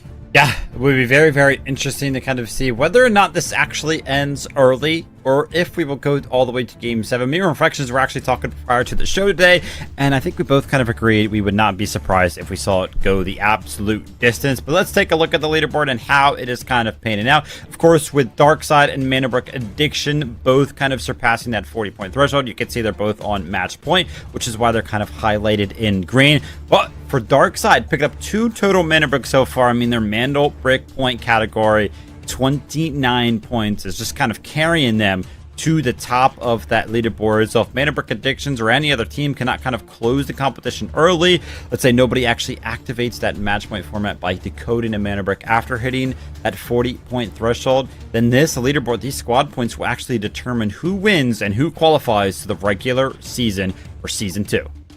Exactly the case here, and for Rain, they still have very much a chance. Yes, they're at 24 points. They are dwarfed by NBA and Darkside, but the Mando Brick now is going to be worth, what, 15 points, I do believe. That's a significant amount. Or, excuse me, now 16, I apologize. 16 points that you can walk away with if you get the Mando Brick, and also doing so extends your life a little bit longer.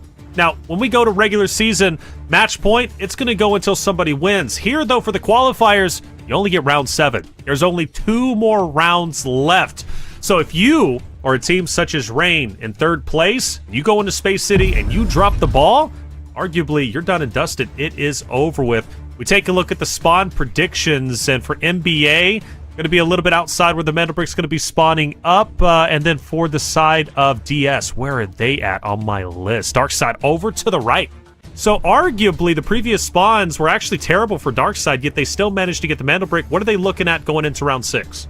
Yeah, I mean, Darkside, they could still potentially pick up that tier 1 spawn. Unfortunately for the likes of NBA, though, because they did get a tier 1 spawn in the previous game, they cannot get a tier 1 spawn in back-to-back games. So they're going to be forced kind of those tier 2 or tier 3 spawns. That being said, I like Space City because, you know, we of course have those 2 tier 1 spawns that give you pretty early access to that Mando Brick that spawns in the center of the map. But I feel like one of those tier 2 spawns up there towards the central command building can kind of be counted as a pseudo tier 1 spawn, because that kind of allows you the same timing towards the center of the map. Maybe some of our teams that are playing here today would argue a little bit against me, but regardless of your spawns, there's going to be one objective on the mines for, well, 2 of our teams. 2 of them are going to be thinking, hey, we need to decode this Mando Brick. The other teams are going to be like, we need to stop them from decoding this Mando Brick. Let's go ahead and take a look at some of the investments here from some of our teams. The gold armor is being brought in by the likes of LDS completely. 6VN have a couple of sets themselves, and then it looks like DS have one as well. But for the operators, right, Tempest is of course always a highlight whenever we take a look at this. 4 teams total bringing in a Tempest this time around, and one of them is of course DS Darkside. So keep a close eye on what they're able to do with that operator. Yeah, NBA, they can already use both of their Tempests. They're not going to have a chance to get it. Obviously, we mentioned bringing in gold armor last round. They're not going to have it this round. NBA's got arguably so much more, or so much less, compared to what they had in the last round. But will this round be any different? Can they close it out? Or will DS and their stellar run continue? They've been absolutely on fire, and they've been looking incredibly strong. For DS, though, they are going to get over onto the left-hand side, that west gate spawn. We take a look at them now. They got a bit of distance, but honestly, what made them strong in that last Mando Brick fight, Vivid? Well, it was the fact that they weren't the first team there to get the Mando Brick. That was NBA. All the attention was on them. For DS, they came in when everybody was posted up, distracted, fighting each other, third parties, and DS saw an opportunity. They sent in their Tempest. Tempest gets to touch, gets away just in the nick of time. They played it very well. Sometimes being the first at a party isn't actually what makes you popular, right? Unfortunately, if you're the first at a party, sometimes you get fully eliminated.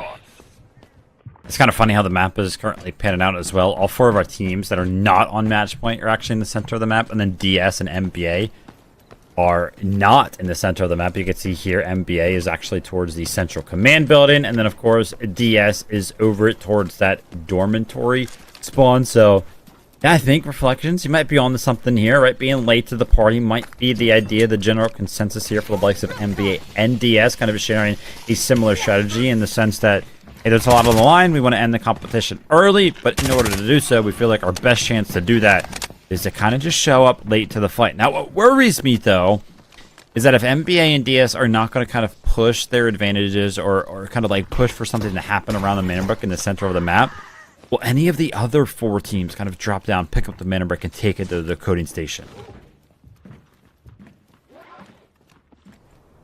First time that the Mando Brick hasn't been fought for super hard, at least as of yet.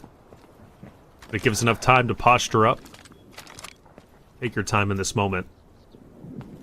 It looks like actually Rain is going to manage to pick it up and get out of there with their own Tempest, and they're pretty much free and clear now. They head over to Black Chamber and start decoding it for themselves. This is big for them. Again, a big talking point for Rain is defensively when they set up early on. It's like an impenetrable force. It's so difficult to get through their defensive setup. And Vivid, right now, they're able to set up.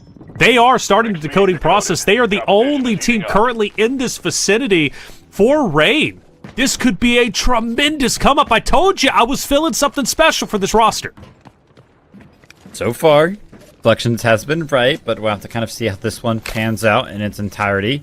On the other side of things, LFO, they actually opted to go ahead and use their Tempest Ult to try to make something happen against 6VN, but their efforts were, of course, shut down. So we still do have all of our members still up and standing for all of our teams here.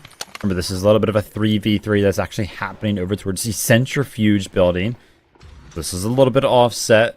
Trying to get a little bit of a grasp here on where all of our teams are going to be set up here and whether or not they're going to be able to deny or play for this mana brick in general. NBA finally starts to work their way up, get involved in the action. Just to reiterate, for NBA and DS, if they can get a Mando brick here and now, it's over with. They are on match point. First place is right there. All they got to do is reach out and grab it. But for Rain, still set up quite nicely. For DS, I know we're focused on LFO, 6VN, currently fighting in the other building, but I'm just taking a look at the rotate from DS. They're going to make a long rotate over and potentially run into LDS, and that's going to be tricky to get up to where Rain is currently at. So a lot of layers here, a lot unfolding outside of this fight, but obviously for 6VN, LFO, they are going to be the closest ones to potentially transfer over to where Rain is currently set up defensively. I'll have to see how this one kind of pans out. But as the clock kind of dwindles, Rain is going to start to feel better and better as LFO. They try to make something happen, but unfortunately SVN is on the other side of things, and they're going to absolutely destroy that fight and win out completely. That's going to be LFO going down. They are, of course, towards the bottom of the leaderboard, as you can see on the left side of your screen. But unfortunately for them, I mean, I feel like their efforts at getting first place have pretty much vanished away. 6VN are still kind of in this one if they are able to make their way over towards the mana brick. Again, mana brick being worth 16 points can kind of keep any of these 5 teams that are currently in it with the win condition potentially. But for Rain, I hate this though. I mean, 1 minute and 30 seconds in, and nobody's even like near Black Chamber. Yeah, and that's what I hate. Like, why are we allowing Rain to potentially get this Mando brick for free this late in? It's match point. I mean, there's only 7 maps. We don't just continue on. If this was like, okay, there's more maps later on, okay, I get it. Like, maybe you could take your time. But for Rain to get this free and clear, especially if you're looking at LDS. LDS comes off the back of the last one, Space City. They do a phenomenal job being the last one standing. They have unlimited time to loot. They walk away with 20 points. They were sitting at about 8. They come in with a Tempest. Or excuse me, they don't come with Tempest, I apologize. But they come in with all gold armor. You commit that much and then you don't utilize it to fight for the Mando brick when you know there's 2 maps remaining. You're kind of signing your death warrant at this point.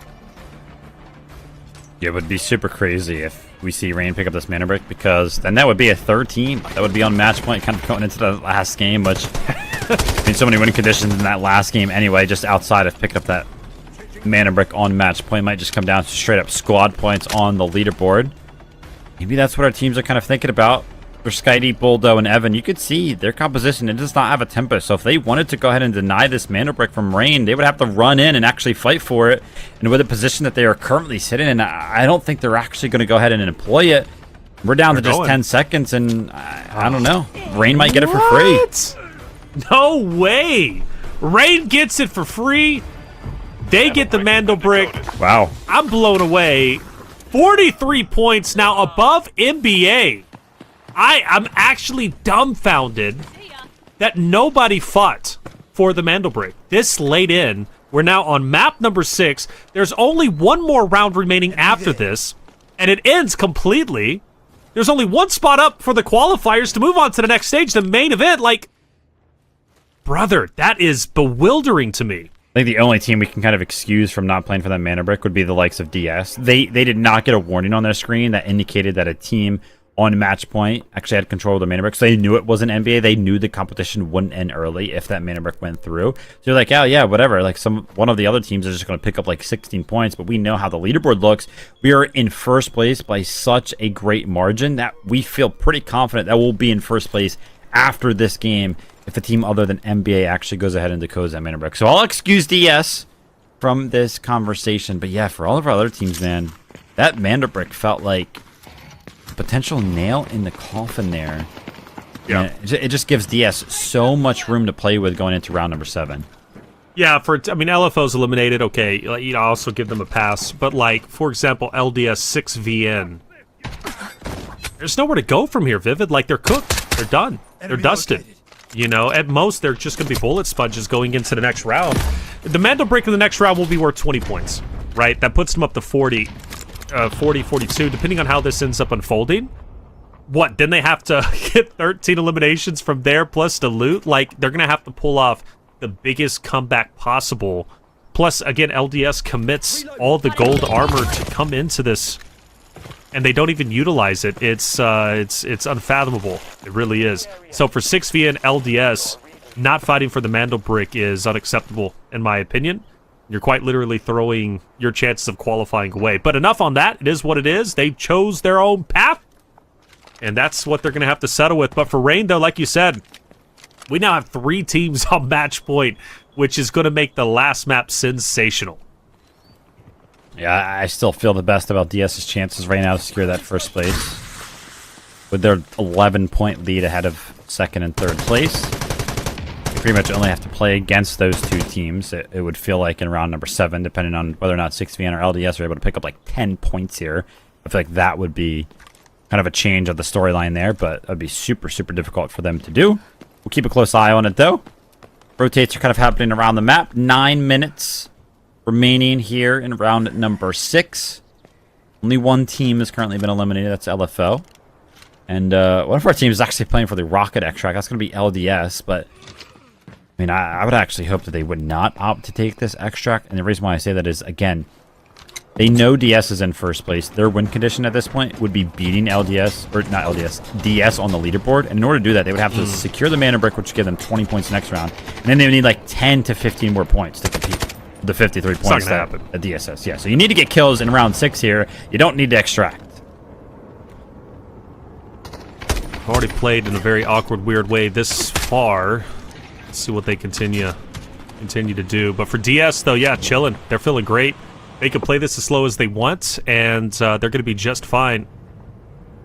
Taking a look at the map once again, you see NBA starting to move through with 3 of their players, I apologize, up towards where 6V is at. Now for NBA, getting eliminations here is imperative. They need to close the gap on DS, just in case the last map doesn't, the Mandel break isn't decoded by DS or Rain, right? If NBA can close the gap in the points and it comes down to points, we want to be as close as humanly possible to try and ultimately take the win. Azu is loving these slow crawls. He's been doing that in previous maps before.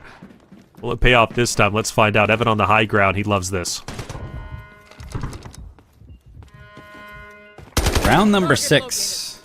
I myself and it would be very, very interesting to see what the leaderboard looks like after this one and what actually happens over the next couple of minutes to try to make the difference. Evan is trying to go ahead and pop the Toxic Vault right now to see if they can potentially play aggressive. But I think with the smoke in front of them, they're going to opt to not try to go ahead and pick up some of the kills. That being said, 6VN were actually pushed outside. I think that was Rain that landed a couple of shots of them, but he felt a couple come his way as well as Fermento is forced back inside, and Rain kind of conceding some of the angles, but this is going to be a Trixie trying to make something happen on the back foot of the Tempest Vault being activated. He does find one knock, but he's going to be sent back on the ropes here. Let's go ahead and see if his teammates can make a little bit of progression towards that knock. But in the meantime, Boldo from NBA actually finds one of the members of 6VN, and now the last 2 remaining members are kind of pushed back into the corner. Some of the util lands right here. This is going to be detrimental to their position. It's going to be hard for NBA to swing that corner, but they're going to try it either way. Luckily for them, 6VN has backed off. 6VN was in a great spot to cut off that choke point, and 6VN's gone. They're dipping, repositioning. I don't know where they're going to end up sitting themselves, but they're just going to try and create as much distance as possible so they can recover. Lost a teammate a little bit earlier. They know they're at a disadvantage for Rain. They're going to be on the outskirts. There's only a solo left. There is maybe a chance to get the teammate back into play, but Memento is just going to maintain his life as much as possible. The job's already done. They got the Mando break. That was the most important thing, right? At this point, any kill that he's able to accumulate is just a cherry on top. Just trying to think about like what number NBA would be comfortable on, or even for the likes of Rain going into the next game. I think you'd want to be around like 5 or 6 points behind if you are going to be behind at all. So We'll be calling on NBA here to pick up 5 more points. For Rain to pick up, I mean, what it would feel like 7 or 8 for them. So still a lot to kind of play for here. Got to tune it into LDS over here towards the Rocket Extract. Again, feels like they need to make a lot happen, and playing a little bit passively, I don't necessarily agree with, but these are the guys kind of playing up on the big stage here. DS. And if they could find kills right here and extend that lead, all of our other teams would be a whole heck of a lot comfortable. For sure. LDS back on your screen, still on the move. Skydie's flying. Skydie is zooming. Wow. I mean, I think my longest flight time in a lure rocket is about like 0.8 seconds. So that's it. I'm terrible. I'm absolutely terrible at that thing. Skydie was zooming though. That's why he's one of the best out there for sure. NBA. Oh, Buldo is. Where's Buldo? He's got to be. Oh, he's just right there. Okay. DS is just below him too. Yeah, this could be massive for NBA or DS. Whoever ends up winning this fight.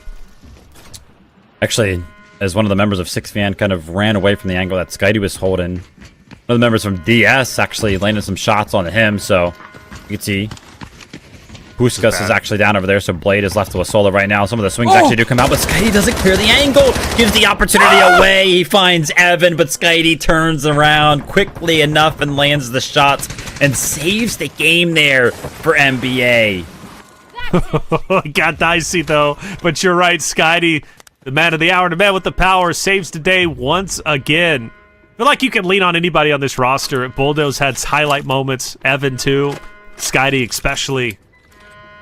Not clearing that corner would have been a death sentence, I think, for 99% of the rosters out there competing in Delta Force Esports. But Skydie, though, turns the odds into his favor. It's only 1%, but that's all he needs. Well done. To give NBA some much-needed points, now up to 44. But DS continues to accumulate, now at 56. Their lead growing ever more. And LDS is, in fact, going to go for the rocket extraction. Again, just questionable all around. Not only not fighting for the Mando brick, but then choosing to get away. At this point, mathematically impossible to catch up the DS. They're not on match point. That is a wrap. Unfortunately for NBA, that solo from Rain, Fermento actually picked up Evan, but it looks like Skydie is going to be able to go ahead and find the opportunity to res here. So they're going to return to a 3-man roster. And the way this is kind of panned out, I mean, LDS are going to be extracting. There's a solo for Rain. But outside of that, it's going to be a 3v3 between our top 2 teams for what would feel like a very, very heavily weighted 3 points. Reloading. Right. LDS is gone. At least they maintained the gold armor, which could make things weird for whoever they're fighting against going into the last round, whether it's Brakkesh or Space City. We don't know what it's going to be just yet. In the meantime, though, with a minute and 40 left, still points in the form of bodies on the map. And for NBA and DS, this is the fight we want to see, right? Number 1 and number 2. And for DS, if they can eliminate all 3 from NBA, that puts them at 60 points going in to the final map. Target spotted. Would be crazy. Minute left remaining here, and if either one of these teams is able to actually go ahead and pick up and win this fight in just a short amount of time, they would actually be able to extract as well, which would be huge. But Fermento might play absolute spoiler here to the entire roster of NBA. He's going to wait for all 3 members to kind of run by the angle here, but landing these shots, actually finding the damage necessary quickly enough is super hard. But Skydie again turns around and sniffs out the solo. Great job from Skydie this time around to actually check his corners, and that's going to net NBA with 1 more kill point. But take a look at who is waiting in the wings and all in the extract. It's the full squad of DS, and they're like, please run at us and give us 3 more points and a great deal of a lead. Oh, Skydie's still firing some shots. If they were to drop Storm there, I think NBA pushes, but because Storm stays up, they take their time. The rocket could be out. Curves down, no effect. Either way, they do push forward. 20 seconds on the map. Skydie leading the charge. And it's going to be a drop onto one. Traxy's going to be down. For sure, also, another line of defense here alongside that of Storm. Storm, vision messed up. NBA pushing forward. Boldo down. Full finish. Storm dropped. Nobody else remaining as NBA stays up. 47, I think, is what they'll walk away with. 45, 47 points. Either way, Vivid, yo, it comes down to the final map. I don't know which one it's going to be just yet. There's two choices.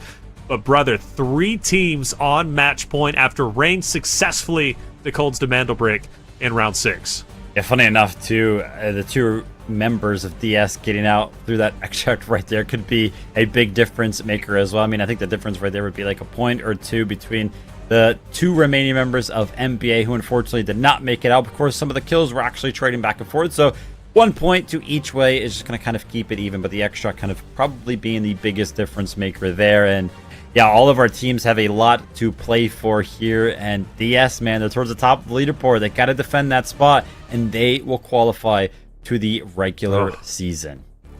It's getting crazy for sure, man. DS looking great. NBA as well. And then on the opposite side, right, you've got Rain, who just joined into the mix.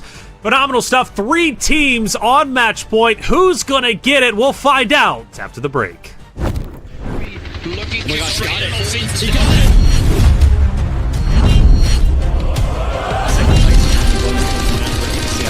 Sky team. Why not? White hole team. Same exact room.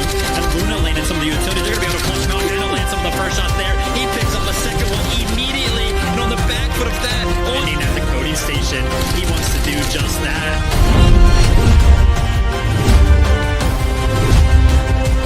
Right now, if he can stay alive, if he can just find the kill on to Easy jumps on the coding station. Rebellion finds the shot. 1 second remaining. NBA, no! Team Alliance.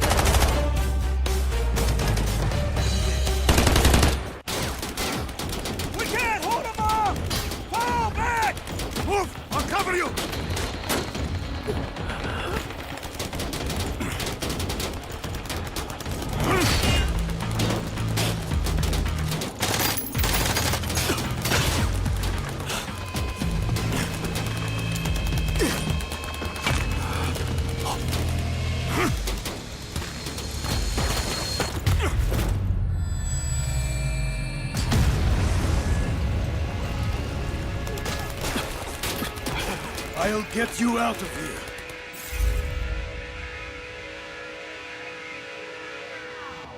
Operations. It all comes down to 3 simple rules. Search, fight, extract. Search decides how much loot you walk away with. Fight, not every encounter needs to end in a shootout. You just need to clear whatever's standing between you and your treasure. Extract. That's the magic moment that turns everything in your pack into yours to keep. 3 phases, all connected. Miss one and the whole run falls apart. Gear up before you head out. The better you're geared, the harder you hit and the more you can carry. But the more you lose if you go down. Go in cheap and dying won't sting as much, but you'll miss out on those juicy, high-value supply zones. Gear up and go big, or go light and gamble. Your call. Once you're in the match, forget everything else. Loot, and loot some more. Documents on desks, parts and cabinets, bird nests by the roadside, trash cans tucked in corners early on. Grab everything you can get your hands on. Priority targets, safes, and air cargo containers. Snag 1 high-value item, and boom! You've already covered your entry cost. Now, the real question, keep pushing your luck or cash out while you're ahead. Your pack's stuffed with goodies and you're ready to extract. Then, gunfire erupts ahead. What now? Charge in, slip past unseen, or hang back and let them wear each other down before you swoop in. Just remember, die and you lose everything in your backpack except what's safely tucked away in your safe box. You choose to slip away quietly. Smart move! Your pockets are already bursting, but you can't shake that nagging sound of footsteps nearby. Even distant gunfire's enough to send your heart racing. You finally reach the extraction point. The countdown starts. Hold your nerve, don't blow it with 2 seconds left. Extracted. That weight you've been carrying the whole run finally lifts off your shoulders. Sweet relief. Then, there's the ultimate wild card. You stumble on a mandel brick. This thing's worth a small fortune, but the second you pick it up, every player on the map knows exactly where you are. Everyone's coming for you. You go from treasure hunter to hunted in the blink of an eye. Your only goal now, stay alive long enough to decode it and cash in big. Whatever path you choose, it only counts if you make it out alive. That's operations for you. Every extraction is a story worth telling. Go make yours. Father, I'm sorry. I couldn't find hold of her.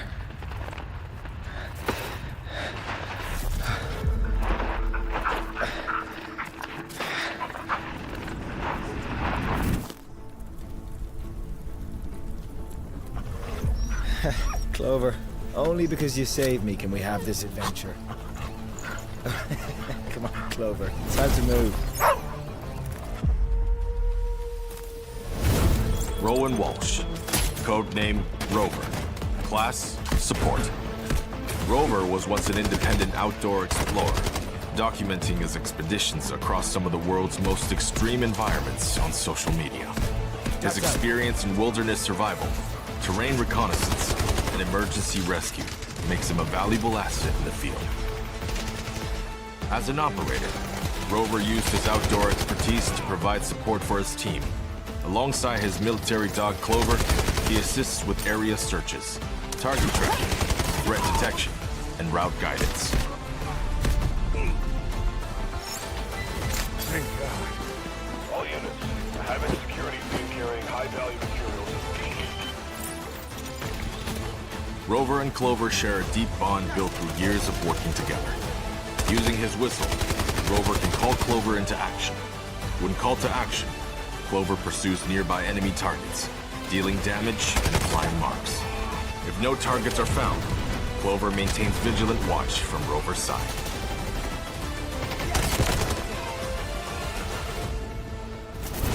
All right, girl. Where to next? Huh? Where are you taking me?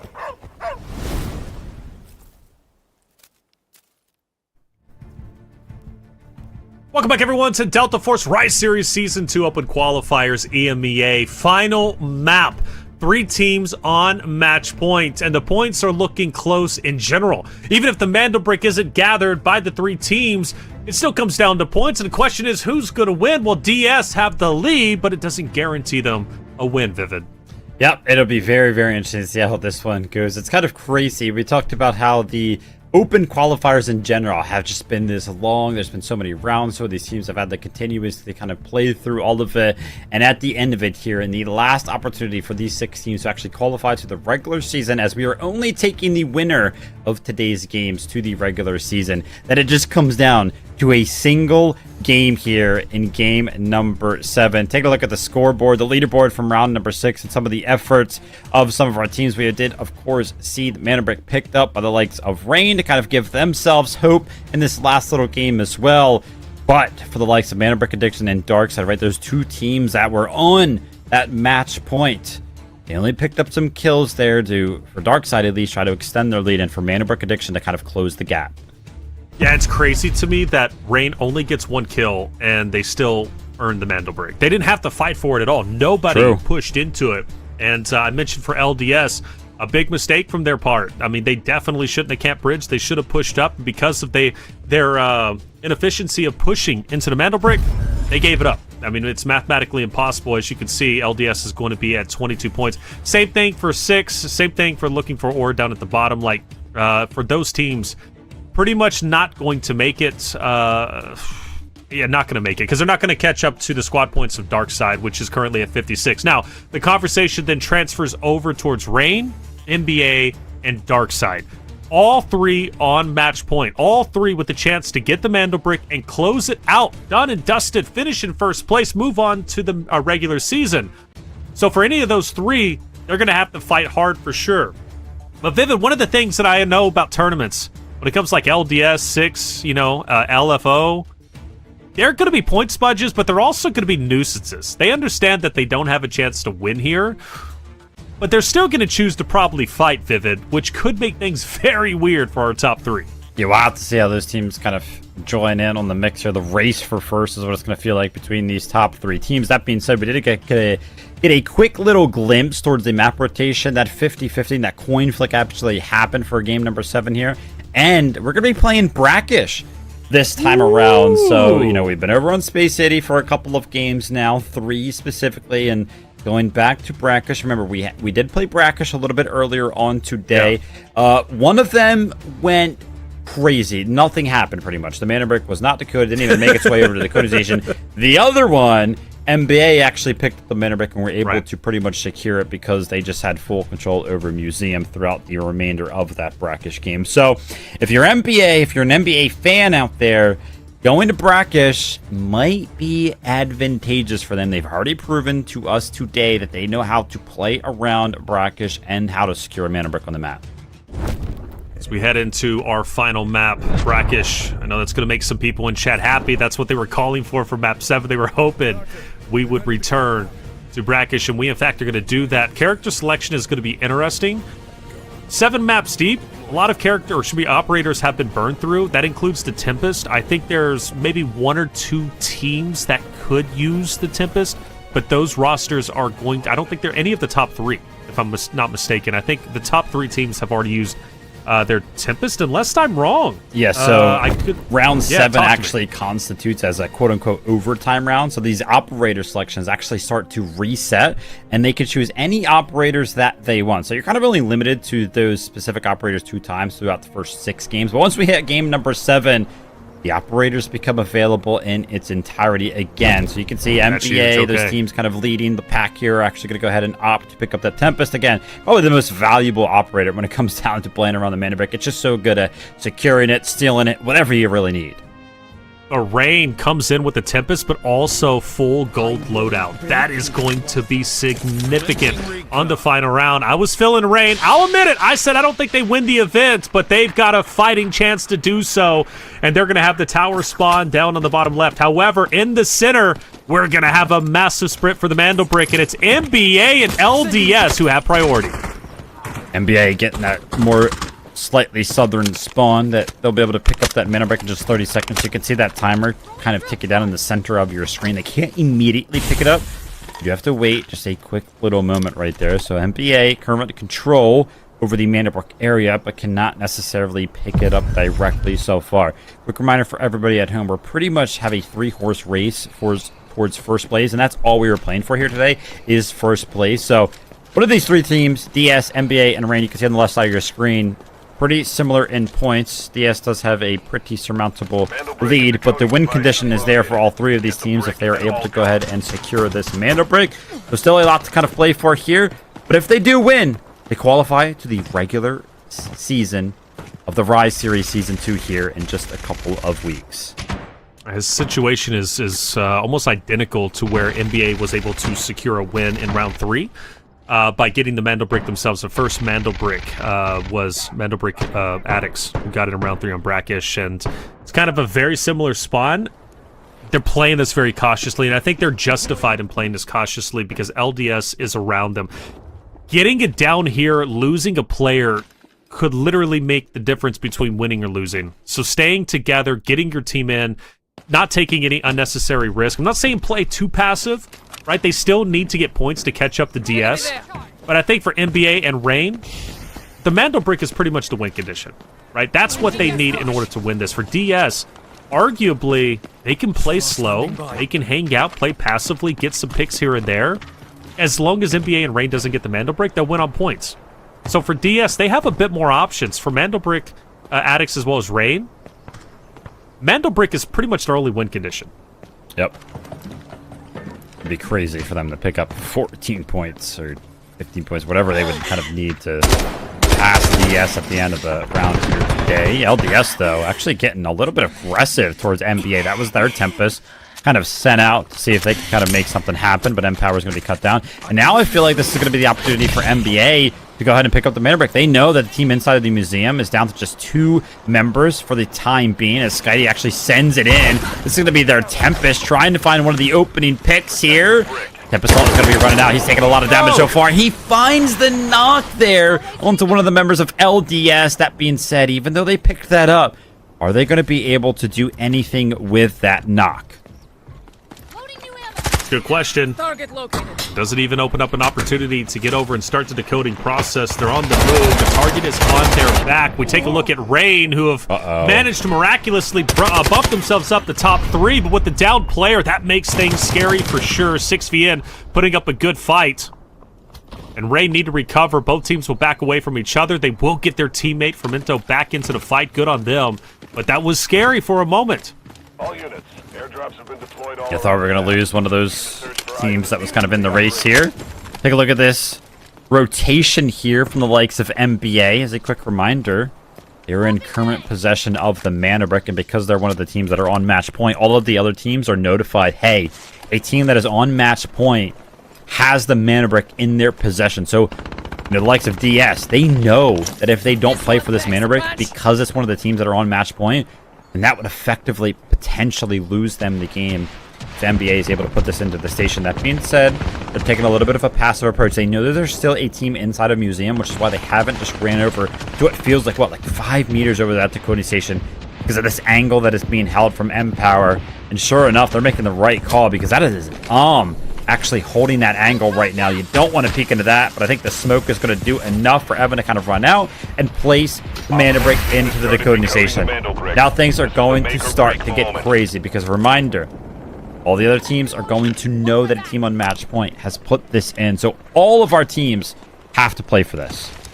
Funny enough, this is the most aggressive we have seen LDS get onto a Mando brick, and it just so happens to be where NBA is trying to close it out and secure their spot into the regular season.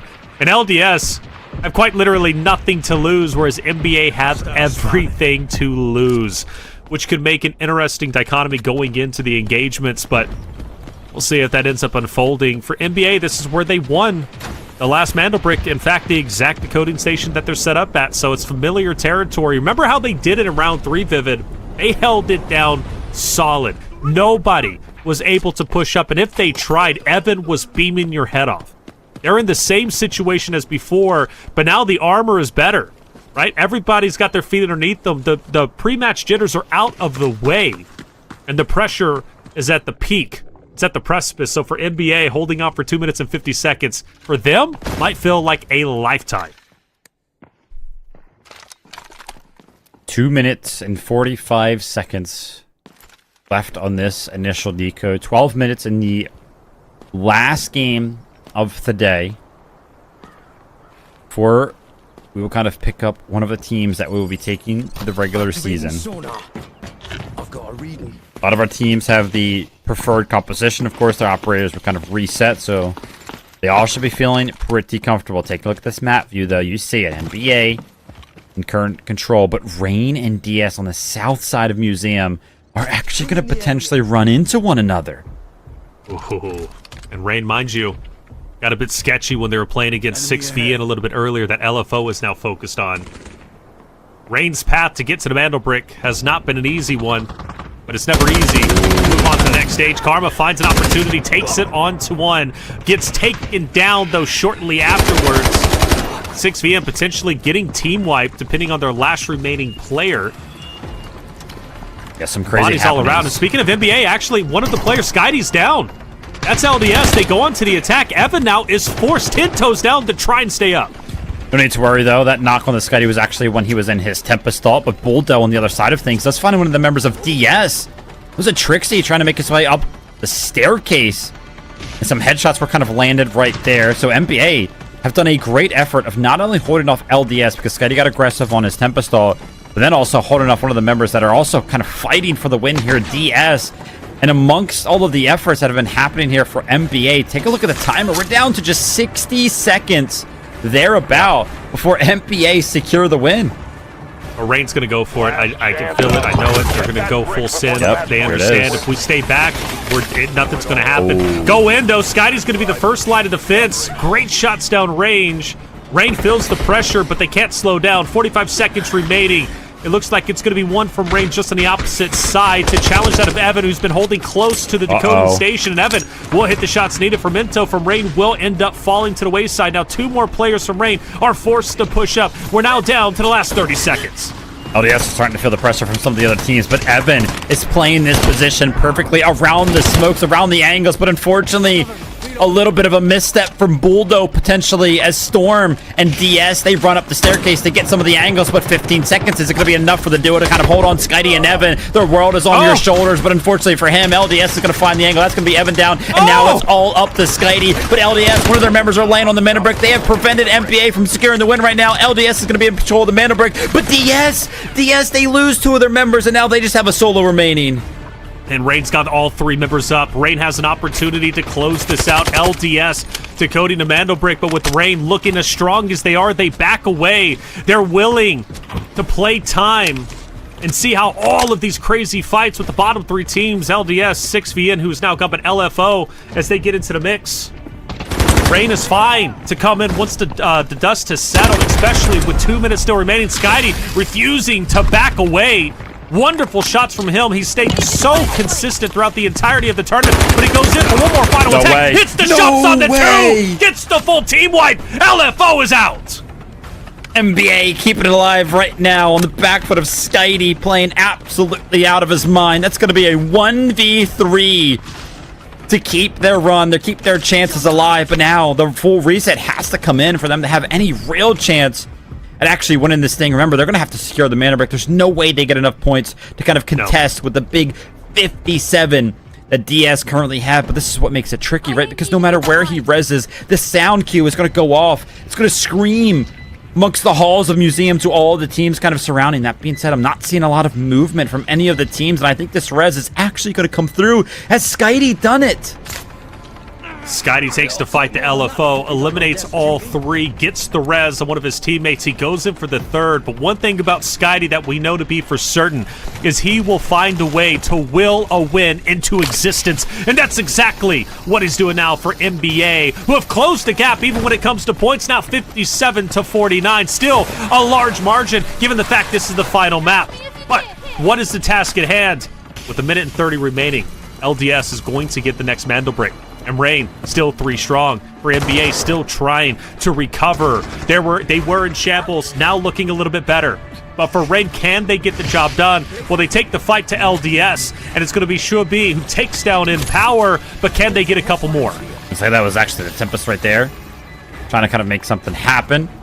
LDS is going to be forced to go ahead and get the reset in, but take a look at this. Buldo, amongst all the chaos, amongst some of these other teams fighting, actually jumps onto the decoding station. He's trying to go ahead and close the gap with the body, and he does. He gets across the open hallway, takes the body out to the balcony, and I think NBA are going to be back to a full 3-man roster. That's so devastating, too, if you're thinking you're Rain, right? DS trying to close this out, and now you've got to go against a 3-man unit of NBA, but Fermento is pushing up. He gets the touch. He's going for the C's, and it's going to be successful. Raid wins in just 2 minutes and 20 seconds. If they can hold on, but Bulldo's in a fight up close. He's blinded, but luckily, he's not getting shot. Tempest there for Rain, went ahead and opted to go ahead and take the ropes back, so that was a good decision. One of our teams here on match point does have current control over that decoding station. I'm keeping a close eye on these points, though. MPA are currently creeping up on that 57-point mark that DS were feeling a little bit comfortable in. But DS is still alive. They do have one single member lurking about this museum. It's going to be a Trixie, who is, of course, playing that Nox. And what a better operator could you possibly have in a situation to where you would want to go ahead and play for some of the third parties. And I think with that smoke kind of coming out from the likes of NBA, they're going to go ahead and cross, and sure enough, that's going to be Evan. Mind you, keep a close eye on our decoding time. It's down to 2 minutes. The next time that it is stolen, it'll drop down to 90 seconds, and it'll be at 90 seconds every single time after that. Rain's got to be careful here in the way that they're pushing. LDS is still lurking over around the corner. And LDS, despite them not having an opportunity to qualify in first place, they can still cause a lot of destruction. They can be the dream killers And Fermento, I think, just ran by one of the LDS members who's just off to his left-hand side, if I'm not mistaken. But luckily, he doesn't get shot. And it is, in fact, one of the LDS guys just off to the left. But is he behind a wall, or is he fully exposed? Yeah, I think that's going to be LDS kind of tucked away into that little bit of a safe room as it currently stands. They've been in there for quite some time now. I'm hearing some shots kind of ring out towards the museum, but the pressure is on Rain right now, remember. They got to go ahead and pick up this mana brick if they want to win at all. And with 60 seconds remaining, and with Evan finding the shot onto one of the members of Rain, I mean, that res is going to take what would feel like an eternity for Rain to go ahead and reset. Upwards of almost 20 seconds that this team is going to have to go ahead and take. And with the timer down to just 40 seconds, I mean, you're kind of running out of opportunities. But LDS might prove to save the day for the likes of Rain and DS if they're able to use their Tempest to go ahead and jump on the decoding station, but there's only 30 seconds to work with. They're trying to throw all the utility out, but Skitey, with potentially a little bit of a mistake, he actually gets knocked, and all of the trades are kind of happening back and forth. It might be the last dash, the last attempt, 20 seconds remaining. Schwab goes in for the touch. He's able to do it. Rain now are just a minute and a half away from winning, securing first place and moving on to the next stage. They're now 3 strong. NBA loses yet another player, and DS loses their third. DS still has the point lead. LDS, theoretically, if they can win this Mandel Brick, still gives the win over towards DS. But 4 minutes is an eternity, and you're fighting against the best of the best. For Evan, going for the refresh once again onto Buldo. Skitey's got the off angle, sees LDS pushing up. Smoke is out, has to reposition. Rain is now less than a minute away from winning. Yeah, NBA unfortunately have to go ahead and stop this. Reminder, they are giving a little bit of an alert that they know that this is a team that is on match point. So they're going to be feeling the pressure without a doubt. But what can they do? I mean, it feels like they have actually 2 teams that's kind of holding them out on the balcony. You have Rain on one side, who's kind of holding down the decoding station, and take a look at LDS. They're in the hallway, kind of preventing the NBA from running out as well. Or LDS going to kind of play spoiler here. Evan tries to land a shot, but unfortunately he's going to miss not only once, but twice there on the Fermento. He's kind of playing with the angles. LDS, 15 seconds. So they're going to be the ones to kind of jump on the mana brick and prevent Rain from winning. They have to. They've got to make the push. Evan is also there. Evan has been the hero multiple times for NBA, much like Skitey has. But with MXKX on the decoding station, it's not going to be easy. Evan pushes up. Evan's going to drop. 3 seconds away. Is Rain able to do this? LDS pushes in as well to try to get the decoding for themselves, but not able to do it. And Rain has officially won the Delta Force Rise Series Season 2 Open Qualifiers for EMEA. A sensational job. And it started on the come up from round 6. They get the Mando Brick, they get the additional points needed, but here they fought, they had patience, but it pays off as Rain gets the win. And Vivid, I am regretting backing away from my original pick and saying I don't think they win it, but they'll do something special. Wow. But give me credit. I said they would do something special, and they did indeed. What a team moving on to the regular season. Spot on reflection. Well, I called him out. I was like, hey, listen, don't back down. Don't kind of count out the team that you're talking about. He's like, they're just going to do something special. Something special they did indeed. I cannot believe in game number 7, they're the ones to maintain control. I thought it was going to be all NBA. I mean, even in game number 7, it looked good for them. Yeah, they were the last 2 remaining members there on the Brakkesh, but it did not matter because the likes of Rain, they walked away with a mana brick. And the match point format, it comes into play here. Yeah, it took 7 games, 7 rounds to actually get there, but because of the format, because of the 20 points that were kind of allotted to the team of Rain as well, man, they just instantly win it. And what an incredible effort from them. Well, unbelievable. And what a special team. You know, there are teams that would have moved on that I wouldn't necessarily have been happy with. NBA is not included in that, DS not included. But for Rain to move forward, I really do think they're going to provide a big impact against the other rosters that they're going to be playing against in the regular season. They show great maturity. One of the compliments early on that we were given to them, Vivid, that was really harping on, was the fact that you can tell they have good maturity and good leadership when it comes to the choke points and slowing things down and cutting teams off. They were doing that better than any other roster was doing it. NBA was showing glimpses that they were trying to do that. You go back to Map 2 Brakkesh, where they were fighting against the airdrop and they were set up trying to set up a trap. Skitey was right next to the airdrop. But who did they get pushed back from? Rain. Rain pushed up on him. Rain was the one who put the pressure on and forced NBA to make the rotate. And if Rain didn't fully back off, they probably would have taken down NBA in round number 2 as well. So they played very, very well and show a lot of maturity, both in aggression, but also in setups. I think they're going to be one of the deadlier teams going into the regular season. Yeah, cannot wait to kind of see how they're going to be stacking up against some of our other teams that are already in the regular season, because that is when things are going to get crazy, right? Some of the top teams on the region kind of going head to head, and DK kind of talked about it earlier, a little bit of a video that we watched in that regular season, fighting for spots towards the DFI.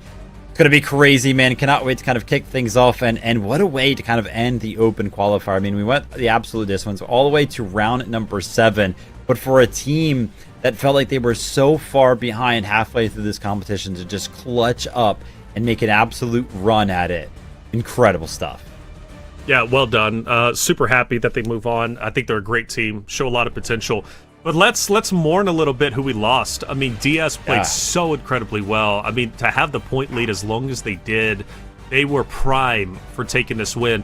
And then Mandelbrick Addicts, it's going to be weird not seeing them compete in the regular season. You know, this was a team coming into it that we definitely expected to be the leading team.